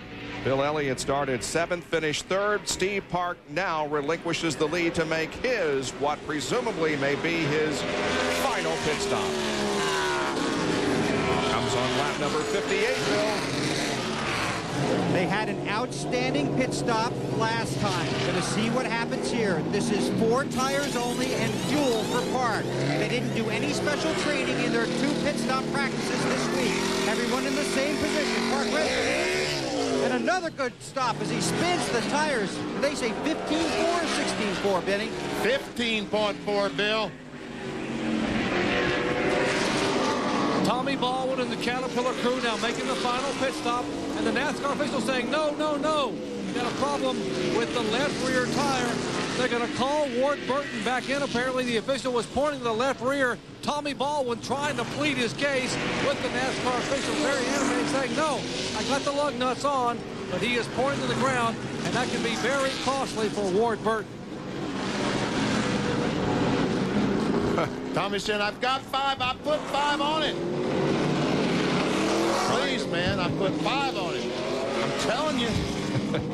Pleading his case with the NASCAR official.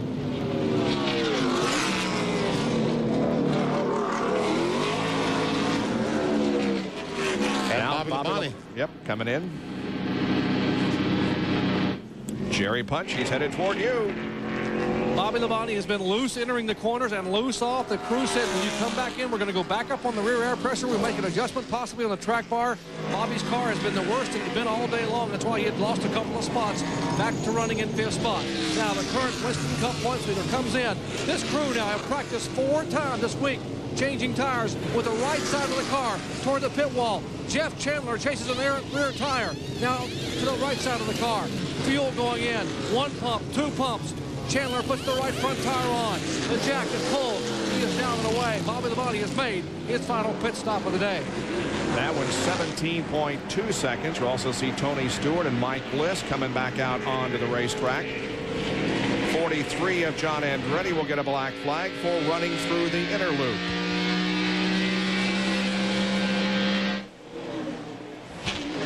Flurry of activity here as pit stops are being made. The 13 car, Robbie Gordon, is being shown as the leader right now, followed by Wally Dallenbach. We'll take a break and be back with more Global Crossing at the Glen from Watkins Glen. Well, the discussion continues down to the Ward Burton pit. And it's getting quite heated down there, isn't it? Yes, it is. They have gone to the overhead camera that most of these teams have on pit road. The team's overhead camera, and they put it in they've replayed it, showed it to the official, and he still insists that there's something amiss, and Tommy Baldwin is arguing his case as hard as he possibly can. Ward has not come in for a second time. He's being shown right now in 10th position. There's still several cars that have not made pit stops. Ricky Rudd shown as the leader of the race right now. Now, while we were away, Robbie Gordon led a lap, and Wally Dallenbach led 3 laps. The first time that Wally has led a Winston Cup race since October last year at Talladega. Sorry, Bob, a Husqvarna onboard camera. Ward Burton comes along, shifts gears. Brian Dehart, official on the left, talking to the official that's made the decision. Somebody, Mike Bliss, I believe, has just blown going down the front straightaway here. Big plume of smoke out of the 27 Viagra Pontiac, and he's going to pull off course. And he's going to stop there, so they'll have to throw the caution. Yep. There it is. Oh, there's a lot of oil on the racetrack, just a tremendous amount of oil. So Tommy is still pleading with that NASCAR official. Well, he doesn't want to make a pit stop even under caution. Right. No, that's because right. it would have been bad enough under green, but under caution it also would be devastating because they would put him way back in the field. Jerry Nadeau had a great run, John. That's right, Bob. He was running great out there. A lot of people thought that he might be the person to break Jeff Gordon's streak today and pick up his first Winston Cup win. But, Jerry, you're back here in the garage. Transmission problem? Yeah, ever since the start of the race, every time I went into third gear, it kept clunking, kept making a lot of noise going into third, and finally, coming off the inner loop, going into 5, I went into third, and it just shattered. I mean, it broke. So obviously there was something wrong with the gear itself. I don't know, one of those deals. I mean, it's too bad. The guys did a good job all day long. The MikeMulligan.com car ran great. We came all the way up to second. We were we had the car to beat today, and just too bad it didn't work out. Jerry Nadeau sitting here watching as his crew puts in a new transmission, a new drive shaft, and also I believe a new rear end gear too, and he'll get back out and try and make some laps.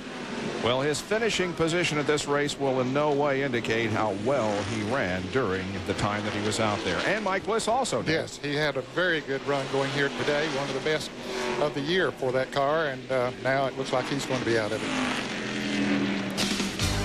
Caution is out with 62 out of 90 laps completed. Rudd is the leader.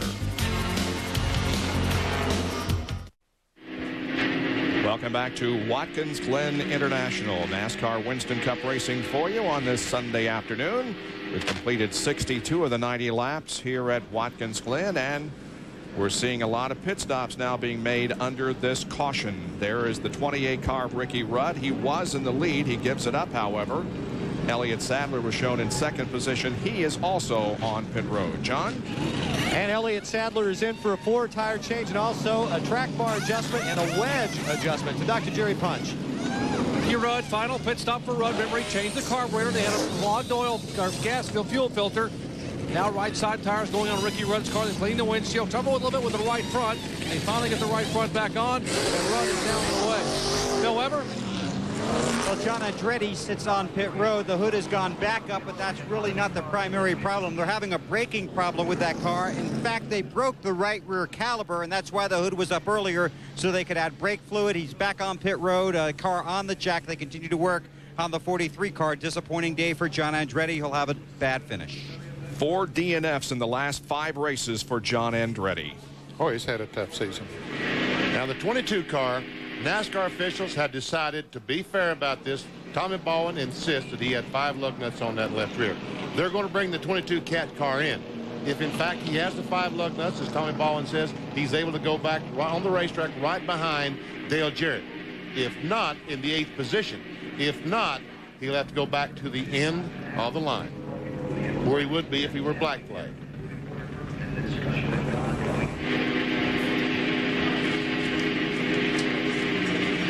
We have NASCAR Winston Cup racing here later this afternoon. Michael Andretti is the car points leader, and he's a 2-time winner in Mid-Ohio. His rival all season long has been Juan Montoya, who nipped Andretti at the line in Michigan by 0.04 of a second. And later today, they're going to face off on the road course at Mid-Ohio, where Juan Montoya is the defending champion. That's on ABC at 4 o'clock Eastern Time this afternoon. Jerry, what's going on in the 22 pit? Well, as you heard Benny explain a moment ago, what they did is they're telling Tommy Ball, when you bring the car in, you're going to require to bring the car in. We're going to look at that left rear tire. If the lug nut is missing, then you make your pit stop and you go back to the end of the longest line. If it's not missing, we're going to give you your spot back. But if you come in and the lug nut is on, you can't touch the car. You can't change anything. So that's the deal. And we'll know by what the crew does when he comes in just a moment. If the lug nut is on, they won't be able to touch the car. They'll have to send him back out to his original spot. If it's missing, they'll change tires, and we'll know that the NASCAR official was indeed correct. That's a fair deal. Yeah, that's fair enough. Yep. Because they can't come in and change 4 tires and go back out to 8th spot because you'd have an advantage over the rest of the competitors. Sure. Yep, I think that's a good, fair way to do it. So we'll see who was right and who was wrong here in just a few moments. Actually, after others made pit stops, he's sitting in the 5th position. The guy that might get lucky on this restart, that he has stayed on the racetrack, they're still trying, is Jeff Gordon's crew. He is now on the tail end of the lead lap. But he's in front of the leader right now, in front of Steve Park. I'm sure he'll stay out there, try to stay in front of Park, hope that a caution flag comes back out. He can go back and get in the lead lap. Let's go down to Bill Weber. And Benny, the spotters and the drivers from the 1 team and the 24 team have talked that over. And they know what Steve Park's situation is going for his first Winston Cup win. They also know how desperately Gordon would like to get back on the lead lap. They will work it out so they don't get into each other's way here. That Gordon will not hold up the leader, but then again, Park may return that favor and give Gordon his lap back if the caution should come back out. So the 2 spotters and the drivers have relayed messages through each other. All right, the 22 car stayed on the racetrack, so the NASCAR official put the black flag out for him. On pit road, the 2 NASCAR officials are sitting there waiting for the 22 to come in. He decided not to come down pit road, but he was black flagged by the flagman. Wow. That could be a big mistake there by not coming in with the deal that was made. Well, whenever we come to Watkins Glen, we think of one particular driver who had a great run here a few years ago. In fact, on this date, on August 13th, we remember Tim Richmond especially. Now, when NASCAR returned here in 1986, Tim sat on the pole and won the event in dominating fashion. Tim died 11 years ago today, and he remains a person we remember with great admiration. We'll return to Watkins Glen International in a moment. Well, the discussion continues down in the Ward Burton pit. Now, they have decided not to go green next time around, so this will give Ward an opportunity to come in under the caution and get this situation straightened out. Yeah, they still have the jet dryer down in turn 1, trying to blow some of that oil dry that they put down from Mike Bliss's blown engine. Now, they're not going to take one official's word for it. They got an army. I'm talking at least a battalion of officials there, so they're going to check. No one can go across the wall until Ward Burton comes in. Those 3 officials look, and if in fact 4 lug nuts are on there, they wave the crew across the wall, they change tires, he goes to the end of the line. If he has 5 lug nuts on, he goes back to the 5th position. Here he comes.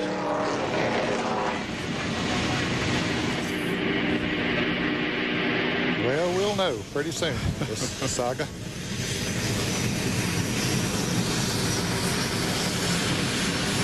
And remember, the NASCAR official has nothing to gain by trying to penalize a race car. He was standing right there looking at this left rear tire. Here comes Ward Burton down pit road. They will stop the car. The NASCAR official will have to look at it and see if the lug nut is on. And there are just 4 on. The NASCAR official was exactly correct. There were only 4 lug nuts on the left side.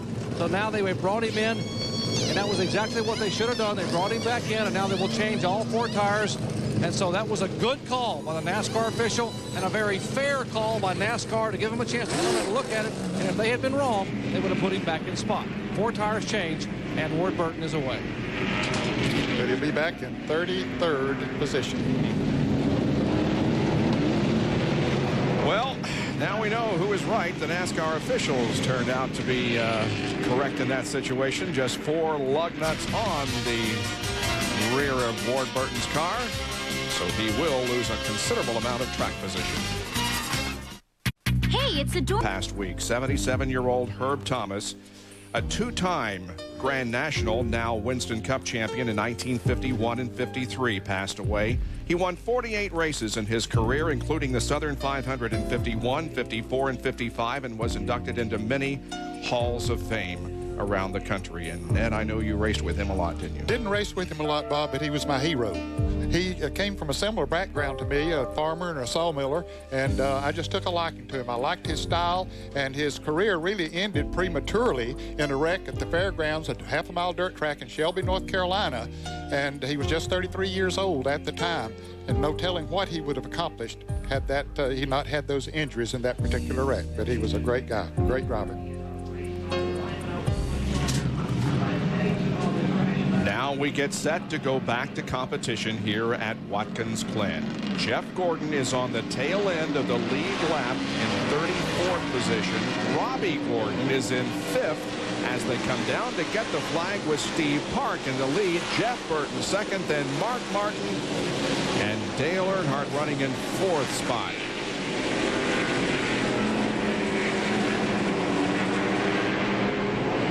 Dale Jarrett in 4th.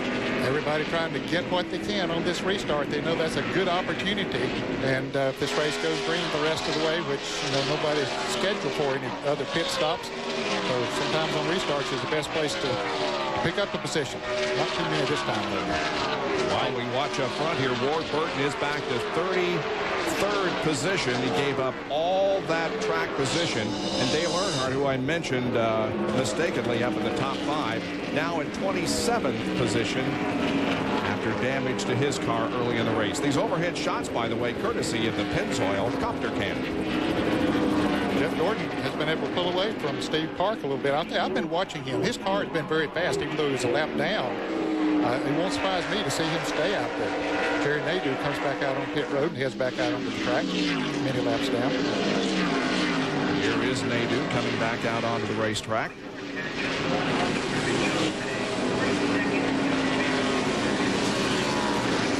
Understand that the 60 car of Jeffrey Bodine has been black flagged. Or passing on the wrong side on the restart.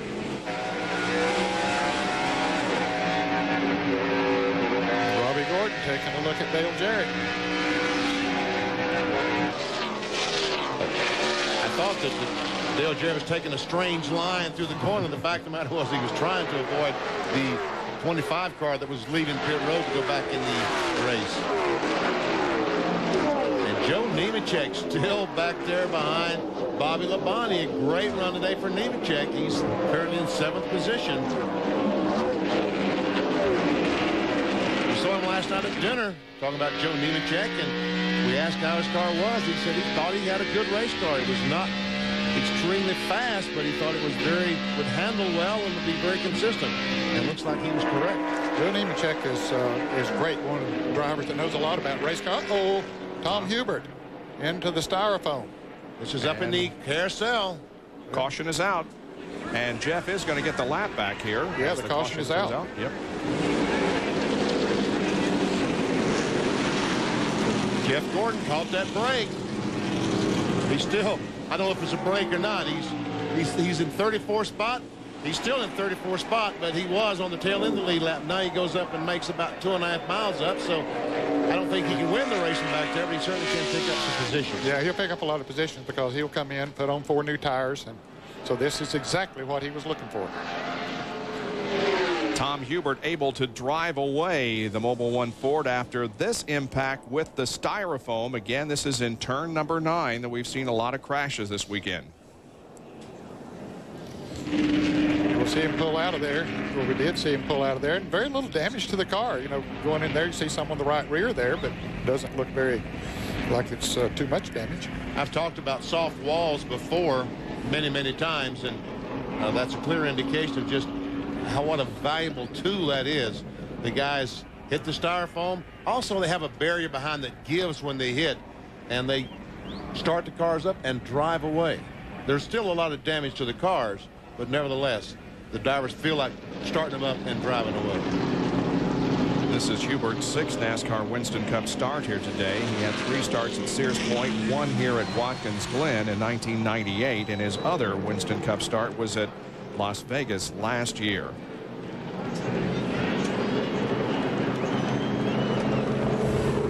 When we think about soft walls, we also remember an incident that occurred here at Watkins Glen in June of this year during the Busch race. And Jimmy Johnson, watch this. He lost a brake line, a front brake line, folks. And this, we saw Rusty Wallace running about 150 miles per hour in turn 1. Jimmy Johnson runs into that wall about 130 and jumps out and waves to the crowd simply because he hit styrofoam and a wall that gave. Too bad we can't have soft walls on the ovals that we run on. Maybe someday we will. 68 out of 90 laps completed. The top 5, Steve Park, Jeff Burton, Mark Martin, Dale Jarrett, and Robbie Gordon.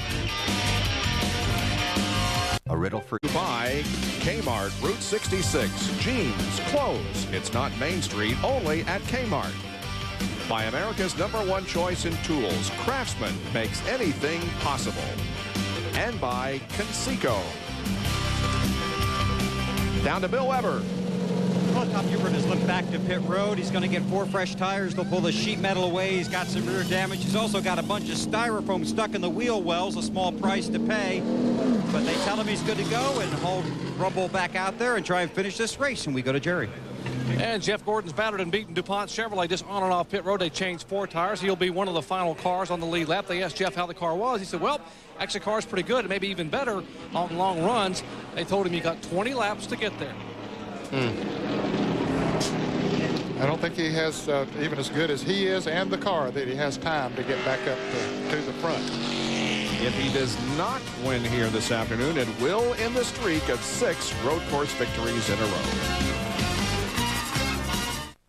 And get him a run, but unfortunately the other guys, Dale Jarrett backed up to him, so he would not be able to get that run on him. And on lap number 71, at the conclusion of lap 70, the green flag comes out. We've got 20 laps of racing remaining. Mark Martin going to the inside. Jarrett there with him, and nobody can make a pass. Nope. And Robbie Gordon trying to get on the inside of DJ, and there he goes. He did make a pass. Move Robbie Gordon up into 4th spot now. There's a spark flying off somebody's car through that corner. DJ shifts into 4th gear. Down the middle of the road, trying to keep Bobby Labonte behind him. That's what that was all about. And there's Joe Nemechek back there as well. So right now, DJ lets someone get on the inside. He's probably going to lose a couple of spots. Look at Ward Burton get wide exiting the inner loop, and that allowed Mark Martin to get to the inside as they come up through the short slope. Oh, Park sideways. And Mark Martin and Jeff Burton go side by side into turn 10. I thought there was going 3 abreast. That would work. I don't think it'd work for 2. But since they're teammates, it might. And they're still side by side. Now Robbie Gordon's going to get a run on these guys. He's going to push Mark Martin down the front straightaway here. See if Mark can get down in front of his teammate, Jeff Burton. Nope, couldn't do it that time.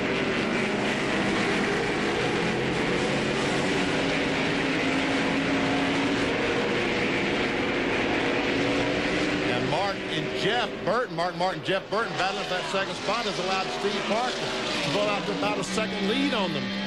He's loving that. Look back in his rearview mirror and say, go on, get side by side again, fellas. Please do this for another 18 or 19 laps or 20. Well, there is some tight racing. There's Nemechek all over the 18 of Bobby Labonte. Battle for 6th.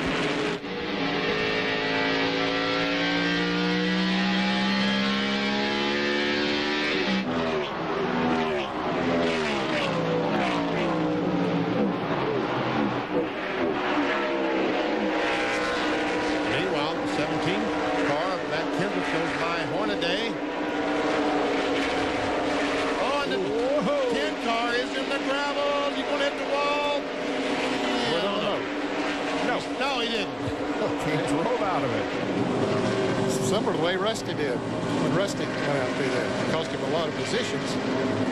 It's going to cost Johnny Benson a lot of positions, too. And now there's Dale Earnhardt looking to the inside of Sterling Marlin. Oh, some contact between Earnhardt and Sterling. And Sterling does not get stuck, so the caution flag will not come out. There, Ward Burton was able to pick up another position. Ricky Rudd is one of those that's back in the pack, too. He was 23rd on the restart. He's moved up to 21st now, but... And there's Jeff Gordon. Back in about 32nd, although on the lead lap. He is running about almost 15 seconds behind the leader, trying to pick off a few positions. Trying to get up by Stacy Compton in the 9 car. Stacy is in 29. The last 10 races on road courses, Jeff Gordon has 3 poles.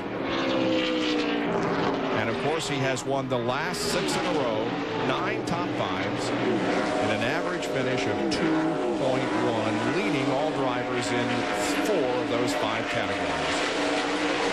Well, they finally got around Compton.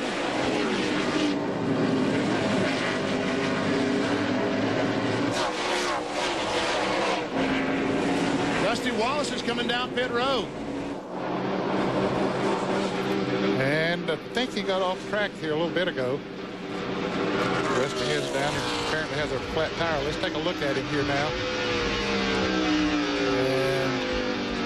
And looked like the right front tire might have been flat because he just couldn't make that turn, Jerry. They're not sure which one it might be, Ned. They think it might be a left front. It could be a right front. They're going to go ahead and change all 4 anyway, rather than take a chance on Rusty Wallace possibly having a tire go down because it's leaking air, come apart, and him bounce off one of these guardrails right here. They're going to change all 4 tires. Right rear tires on, and he's away. This is exactly what we talked about at the top of the show. You can slide off, have a flat tire, slide off the track, running up there in the top 15 he was. Now he's going to be back in 34th position. With 16 laps to go in the race. And as Steve Park goes by the start-finish line, he has led the most laps. He has won the Gatorade Front Runner Award. The first time he's ever done that in his career. $10,000 bonus, but meanwhile, he's telling those Rouseketeers, just please, guys, keep racing. Mark Martin still trying to get around his teammate Jeff Burton. Thought he had a run on him there going into turn 1, but that didn't quite work. Steve Park has led 38 laps. Bobby Labonte and Jeff Burton have both led 14. Ricky Rudd 3, Dallenbach 2, Martin 2, and Robbie Gordon has been out front for 1 circuit. Well, will Steve Park drive to victory here at Watkins Glen? He'll be back in a moment. Steve Park continues to lead the global crossing at the Glen. Second place is Jeff Burton, and third place is Mark Martin. On board with Jeff Burton, the Parts Plus onboard camera out the back bumper. You look back at Mark Martin, the car in 3rd spot. Couple of baseball games coming up tonight on Sunday Night Baseball presented by Gum Out. 8 o'clock on ESPN. It's the Reds against the Cubs. And then on ESPN2, the New York Yankees against the Anaheim Angels. For more information, log on to ESPN.com.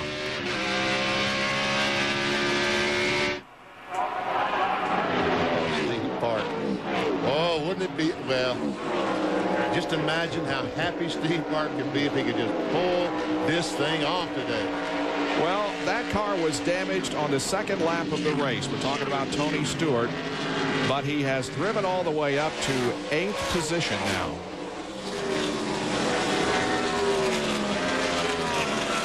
See, Robbie Gordon has moved into that 4th spot. Well, he had done that before, hadn't he? Yeah. Did it on the restart. Yes. Has maintained that spot, losing a little bit to Mark Martin, who is in 3rd, but he's doing a good job of holding off Dale Jarrett and Bobby Labonte. Tony Stewart is driving the same car that he finished 10th in at Sears Point, leading 2 laps after starting 4th. Steve Park, meanwhile, his best career finish was earlier this year in Atlanta. He finished 4th. See Bobby Labonte there at the Interstate Batteries Pontiac. Ned and I talked about at the top of the show 3 races that he has coming up the remainder of the year. Here, the night race at Bristol, and Talladega. 3 big hurdles he's got to get over. And I tell you what, he has run this race today almost flawless. Ran a very smart race, no question about it. He's got his 5 bonus points for leading the lap. Neither Dale Jarrett nor Dale Earnhardt, his closest pursuers in the point standings, have led. So he's keeping the thing on the road and doing exactly what he needs to do. Labonte did start from pole position, although starting positions were awarded as a result of owner points because rain washed out qualifying on Saturday, and then they rescheduled for Sunday, and it was, or rather Saturday, and it was also rained out then. Steve Park, you can tell he's really trying, because each time down in turn 1, that Pennzoil Pontiac smokes that right front just a little bit as he buries that thing down in the corner. Steve Park is driving as hard as he possibly can right now. Bill Weber's with Paul Andrews, who awaits possible victory by his driver. Paul, you told me earlier in the day you guys came here on a mission. Your car is superb. Can you hold off the rest of the guys? Well, it looks like we can. You know, right now we're pulling away a little bit, but we know we still got about another 12 laps to go here. So, you know, we could start falling off and they could start getting better. But I think we can hold them off. You know, it's pretty. You got a first-time winner, first-time potential winner right there, getting ready to take the checkered, and he'll do everything he can do to stay in front. He's been very quiet today. He has been quiet. You know, when you got a good car, there's no need to talk. We just been telling him what's going on, tell him where the cars are, and tell him how he's running, you know, and we haven't touched the car all day. It's been perfect. Okay, that's Paul Andrews. He's the crew chief for Steve Park. Now pay attention to this as they make a change for position on the track with Mark going into second place. Paul Andrews was crew chief when Alan Kowicki got his first win in 1988. He was crew chief for Jeremy Mayfield's first win in 1998. He could be the crew chief today for Steve Park's first win. That would be the Winston Cup hat trick. And I'm sure that they didn't want to look in, he didn't want to look in his rearview mirror and see that 6 car past the 99 car, because he's been, as Paul Andrews said, he's been pulling away a little bit from that 99 car. But that 6 car, I believe, is a little bit faster. Evidently is, because he passed the 99 beginning to pull away. So we'll see if he can make up that distance now on Steve Park. Last time by, he was quicker than Steve Park. Although Dale Jarrett, Bob Labonte went quicker than those two. But Mark Martin, you can see, putting a little distance on Jeff Burton. They will do the S's. Next time around, they will complete lap number 80. We got 10 to go here at Watkins Glen. Check the speeds this lap as they hit the line. Well, the fastest car on the racetrack was Mark Martin. Whoop, the 20 car. And once again, Steve Park, we saw that trail of smoke where he knows it now that Mark Martin is gaining, so he really drove it down in turn 1.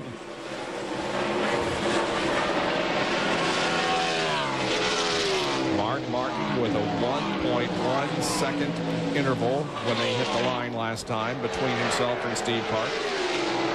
Well, while we're watching these, let's update Ricky Rudd. He now has moved up to the 15th position, so he's picking off a lot of cars. And Jeff Gordon as well. Ricky Rudd working on Bill Elliott right now. As you see, trying to take that 14th, well, actually 13th. He's moved around Kenny Wallace, so he's trying to move up to the 13th position. And while we're watching that, we'll also update you on Jeff Gordon. He has moved up to 26th. Remember, he was 33rd on the restart. 34th, actually. And Ward Burton is currently being shown in the 23rd position. So he's been able to pick up a lot of positions.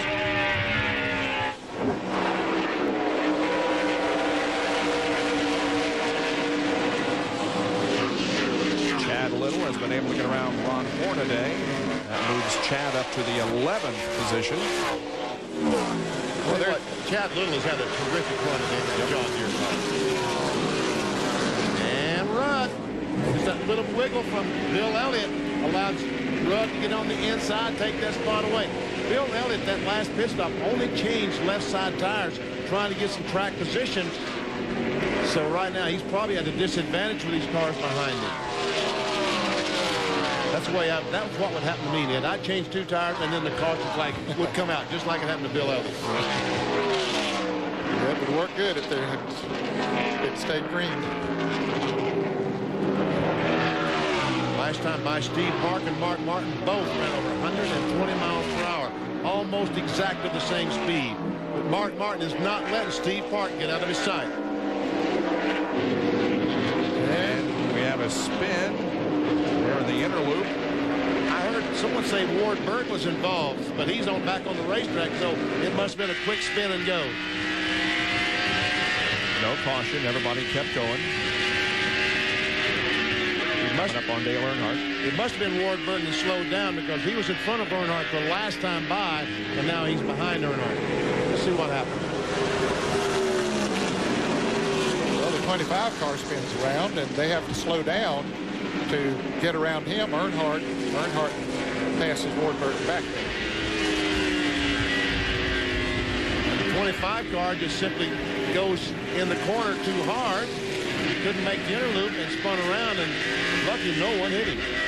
Ward just had to get on the brakes real hard while Earnhardt rolled over around him. Well, now the interval up to 1.2 seconds as of last lap, so Mark isn't at the moment catching him, but we still got 8 laps to go. Yeah, the last time Steve Park ran 120.367. Mark was 121.09, so picked up just a little bit.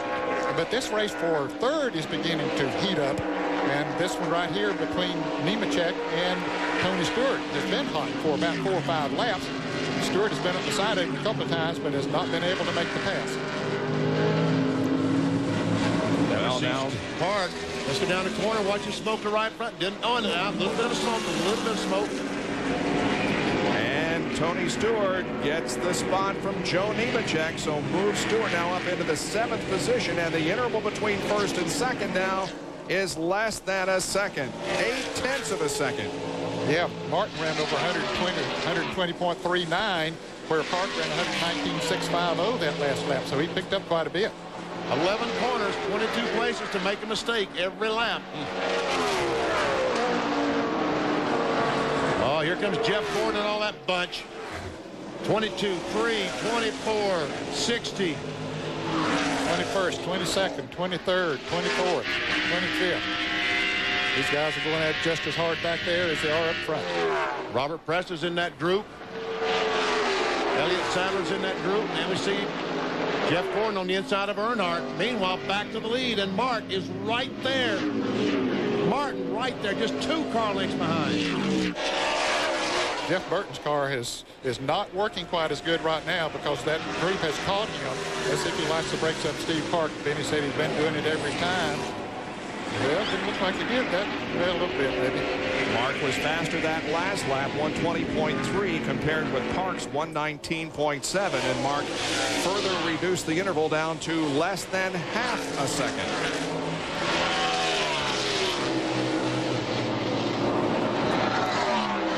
But as we've always said, catching them's one thing and passing them is another. We've already had 2 first-time winners this year. Looked like Bobby Labonte pulled out trying to make a pass on Dale Jarrett going into that corner, but that didn't work.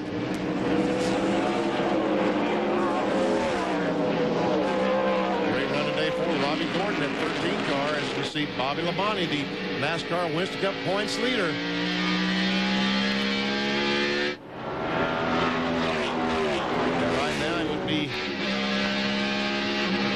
Race would end now, he and Dale Jarrett would break even. John Kernan has more on Gordon, a little bit sideways there in the corner, Sean. Yes, he was, Bob, and the team racing with a heavy heart today because their pit team trainer, John Slusher, is not with them here at the racetrack today. His sister passed away this last week due to cancer, and Robbie asked me to make sure and tell John, who's watching the race, that the team is thinking about him. Robbie is having an excellent run this afternoon. And folks, last time by, Mark Martin ran 120.559. Steve Park ran 120.4. Folks, they are giving it everything they possibly have. Both these young men behind the wheels of these race cars. It's just fantastic what they're doing in those cars. They're pulling away from the 3rd place man, Jeff Burton. And he's running 119 miles per hour, but yet losing ground every lap to these 2 cars. Mark Martin has won 3 times here at Watkins Glen, 93, 94, and 95, as we chase them around the course with the Pennzoil copter can, and the laps continue to reduce. Now there are only 4 circuits to go. Mark, he's trying to dive under Park. He's just getting out of the mirror, out of the sight, trying to make Steve Park driving that corner a little bit too hard.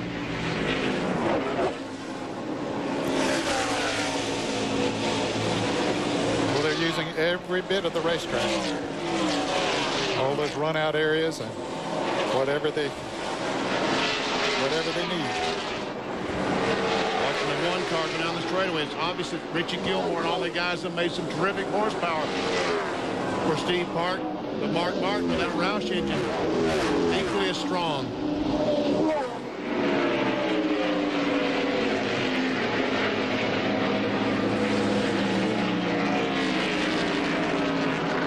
Steve Park from East Northport, New York. Martin's car seems to be really working well. He's able to keep it right down on the bottom groove. Well, Steve Park is too, but boy, Mark is moving in closer. He's going to try to make a mistake. Just 3 circuits to go now. Paul Andrews watches on. On Mark once again, he gets out. No, couldn't quite make it. That looks like from here back to turn 9, the carousel, that Steve Park is a little bit better than Mark Martin. But from 9 to the start-finish line, it appears to me like Martin is better than Steve Park. So Mark's got 2 more chances. Bobby Labonte has passed Dale Jarrett. And now Tony Stewart right behind Dale Jarrett. Out on the backstretch. And Stewart will go to the inside. Takes that spot away. DJ lost 10 points, 9 points in that lap. All right, they head for turn number 10 once again. That is Rusty Wallace running right ahead of them in 34th position, still on the lead lap. Remember, he made a green flag pit stop, an unscheduled pit stop after getting off course. Oh, once again, Park gets a little loose, and that might be just enough for Mark Martin to get a run and get under him in turn 1. Can he? See, Rusty Wallace got completely out of the way. He did not want to affect the outcome of this race. Not able to do it that time, and he'll have one more opportunity if he's going to pass in turn 1. Mark Martin is using a little bit more racetrack than Steve Park. He's using all the runoff in turn 1, that right area. Really letting that car go up on him. That last lap, Mark was just a little bit faster than Steve Park. Bobby Labonte now moving up on Robbie Gordon. He really put the pressure on him going into turn 1. Let's see what he does now as they go into the interloop. Gordon's best career finish was here at the Glen in '97. He finished 4th, and that's where he's running right now, but he is under fire from Bobby Labonte. Here they come once again out of corner number 9. Down this short stretch, and they'll be seeing the white flag this time by, and this will be a very important turn 11 for Steve Park. Yes, he will. The last 2 times he slipped a little bit off the corner. Use all the track now, Steve. Let her go up there. There you go. Good exit. Very good exit. There's the white flag.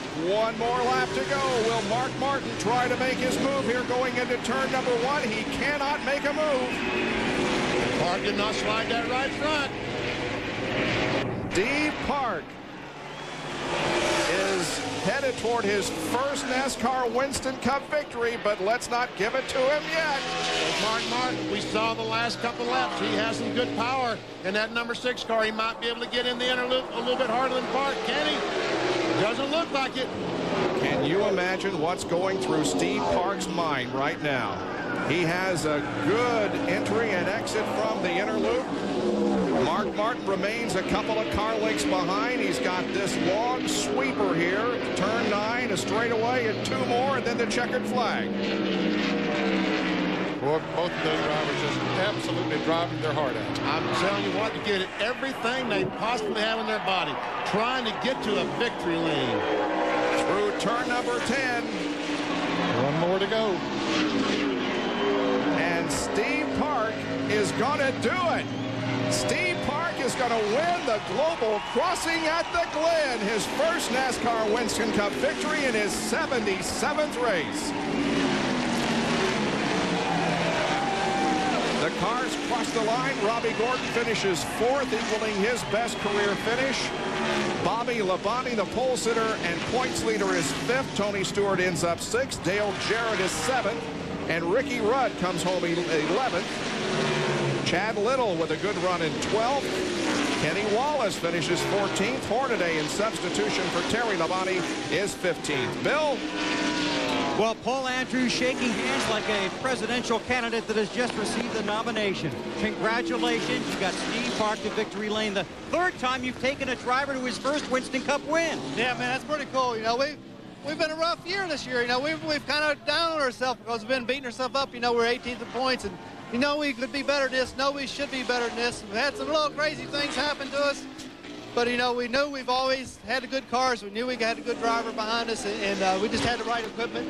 We just needed to make it happen, you know, and we did here, and that's awesome. A handshake from Robin Pemberton. Obviously, you guys have worked so hard at this.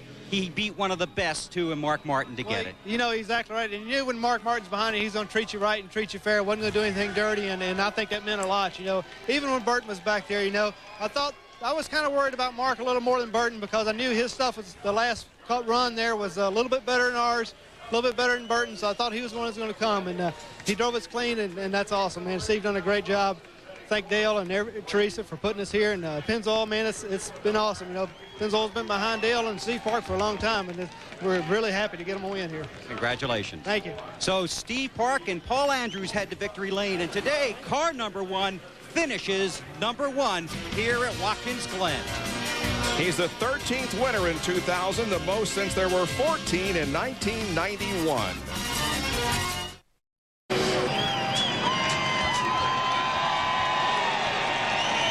Back at Watkins Glen, and Steve Park can't wait for victory lane. He just drove to the start-finish line, got out of the car moments ago, and received the congratulations from his hometown, or home state fans, I should say. Steve Park, a native of New York, now has made his way to victory lane. And we're almost ready for a McDonald's winner's circle interview as Steve gets out of the car.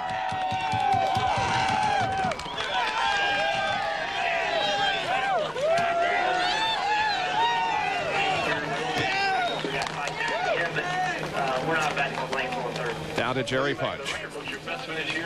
He climbs out with a huge smile.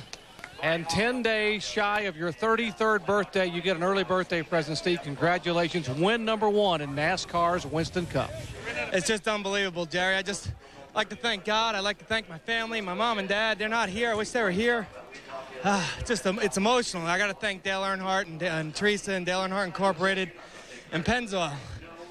Man, I don't know what to say. They've stuck by us through thick and thin, man, broken bones and everything else. And we told them we'd bring them to victory lane, and they stuck by us. And here we are in victory lane, and the Chevrolet Monte Carlo hot rod is hard to beat, and that Ford was coming pretty tough there at the end, but I thought we had something to hold them off. And Goodyear tires are great. Wrangler, Coca-Cola, Snap-on, just everybody. But Mom and Dad were coming home to party, right? Yeah! Steve, 4 years ago this very weekend, a guy named Earnhardt stood on top of his truck and admired the talent and tenacity of a young man in the Busch North race. He said, this man will be a great one someday. He needs to go to the Busch Series. And now 4 years later, you're in victory lane. As Paul Andrews comes up, the dues paid off. It sure did, I'll tell you. You know, since Paul came on board, he just really turned his team around, and we work so good together. And Goodyear's come with a second-generation tire that's really working great, and we've been working hard trying to figure it out, and I think we're on to something right now. So this guy right here, he's the best. I love him to death. He's awesome. And again, I just like to thank all our sponsors, you know, the good Lord for giving us a good, safe race. And, you know, our hearts have been with Adam Petty and Kenny Irwin's family, because that's something that we just don't want to see in this. And there's so many highs and lows. We're going to enjoy the high this weekend. And, man, and all the fans, I mean, I'll tell you what, everyone's been sticking behind me from New York all the way to North Carolina, and this one's for all the race fans. They've just been telling me, man, you're going to do it, no matter how low we get and no matter how bleak it looks. They've kept me pumped up, and this is for all of them. This is for my family. This is for this team. I told them today on the radio, we just became, in the next level, we're all winners now. So, hey, how about this guy here? Oh. All right, Dale Earnhardt comes in for the celebration. He is so proud of his driver as Steve Park becomes the 13th different winner here in the year 2003. First-time NASCAR Winston Cup winner. Bob? Other first-time winners, Dale Earnhardt Jr. and Matt Kenseth. It's the first time we've had 3 first-time winners since 1994. Steve Park from East Northport, New York, wins at Watkins Glen, New York. Kenny's birthday's coming up. And that would be Mark Martin. You drove an outstanding race. I thought down the stretch, Mark, you might be able to get him. Well, we turned it up a little bit there at the end, but it wasn't quite enough. And Steve Park earned that thing. He came from behind me, passed me, drove to the front. And, you know, track position hurt us, but he did it. And I think we had the best car there at the end, but we just couldn't do anything with it. I put the pressure on him, but, you know, made it interesting for the fans. As long as we get a win once in a while, I guess that's okay. But, you know, I just I couldn't get it done. And it was a good show for the Valvoline team. Feels good to be a contender. And, you know, I'm just happy with the run. And we'll take it and try to do a little better next time. See you at Michigan. Thank you. Mark Martin comes home second. Well, you remember a couple months ago, Robbie Gordon and his team decided to kind of take a break as such and get things in order, pick and choose their races. Well, Robbie, after starting 42nd today, you come home with a 4th place finish, tying your career best. I guess you had a lot of fun out there. I don't know, a lot of fun and a lot of work. You know, we passed a lot of cars, and unfortunately, we damaged up the front end a little bit, lost a little bit of front downforce. Hats off to Steve. Excellent job. I'd like to say hi to a friend of ours, John Slusher, who's going through some tough times right now with his family. And the pit stop crew did a great job today. Everybody on the race team has done an excellent job. We're excellent. We're really excited about having Sony on board for this weekend and to get a good result for them. We'll just keep going. We'll show up at Michigan next week. All right, Robbie Gordon, great run, 4th place today. We'll be at Michigan next week. Well, Steve is under a barrage of interviews from the media, and it's nice to see another first-time winner in victory lane. It's nice that Steve could win in his home state. Isn't it great to see that energy and that enthusiasm when these guys, I mean, Steve Park jumped on top of that car. He was so doggone happy. He's the 12th driver to win a Winston Cup race at Watkins Glen in 18 events. Congratulations to Steve. We'll be back with more in a moment. All afternoon, the Pennzoil Copter Cam has been in the skies, and this is an historic day because it has been following the Pennzoil Chevy to its first NASCAR Winston Cup win by Steve Park. Let's take a look at the final results. It's the first road course top 5 finish for Jeff Burton, who came home 3rd. The second straight road course top 5 for Bobby Labonte. The top After what I want to thank the fans, he said. Labonte finished 5th and increased his lead over Dale Jarrett to 101 points. But the big story was Gordon, who finally lost a road race and finished 23rd, and after the race was not finished with Tony Stewart. You're the one always busting my about taking it easy at the beginning. Hey, buddy, make up your mind, all right? We'll speed up, you won't have that problem. Hey! Just him and I. Go on your truck, pull off. Please go on your truck. Him and I. Yes, why? Because I couldn't help it, Jeff. You think I did it on purpose? Turning you first in the first lap? In your mind, what you want to do. You know what? If you're going to do it, then I'm going to do it. Well, I'll slam you straight in the wall the next time you're anywhere near me. First time you slam me in the wall, you better get your. Then what'd you do? What'd you just do? Just do to me. I owe you one now, buddy.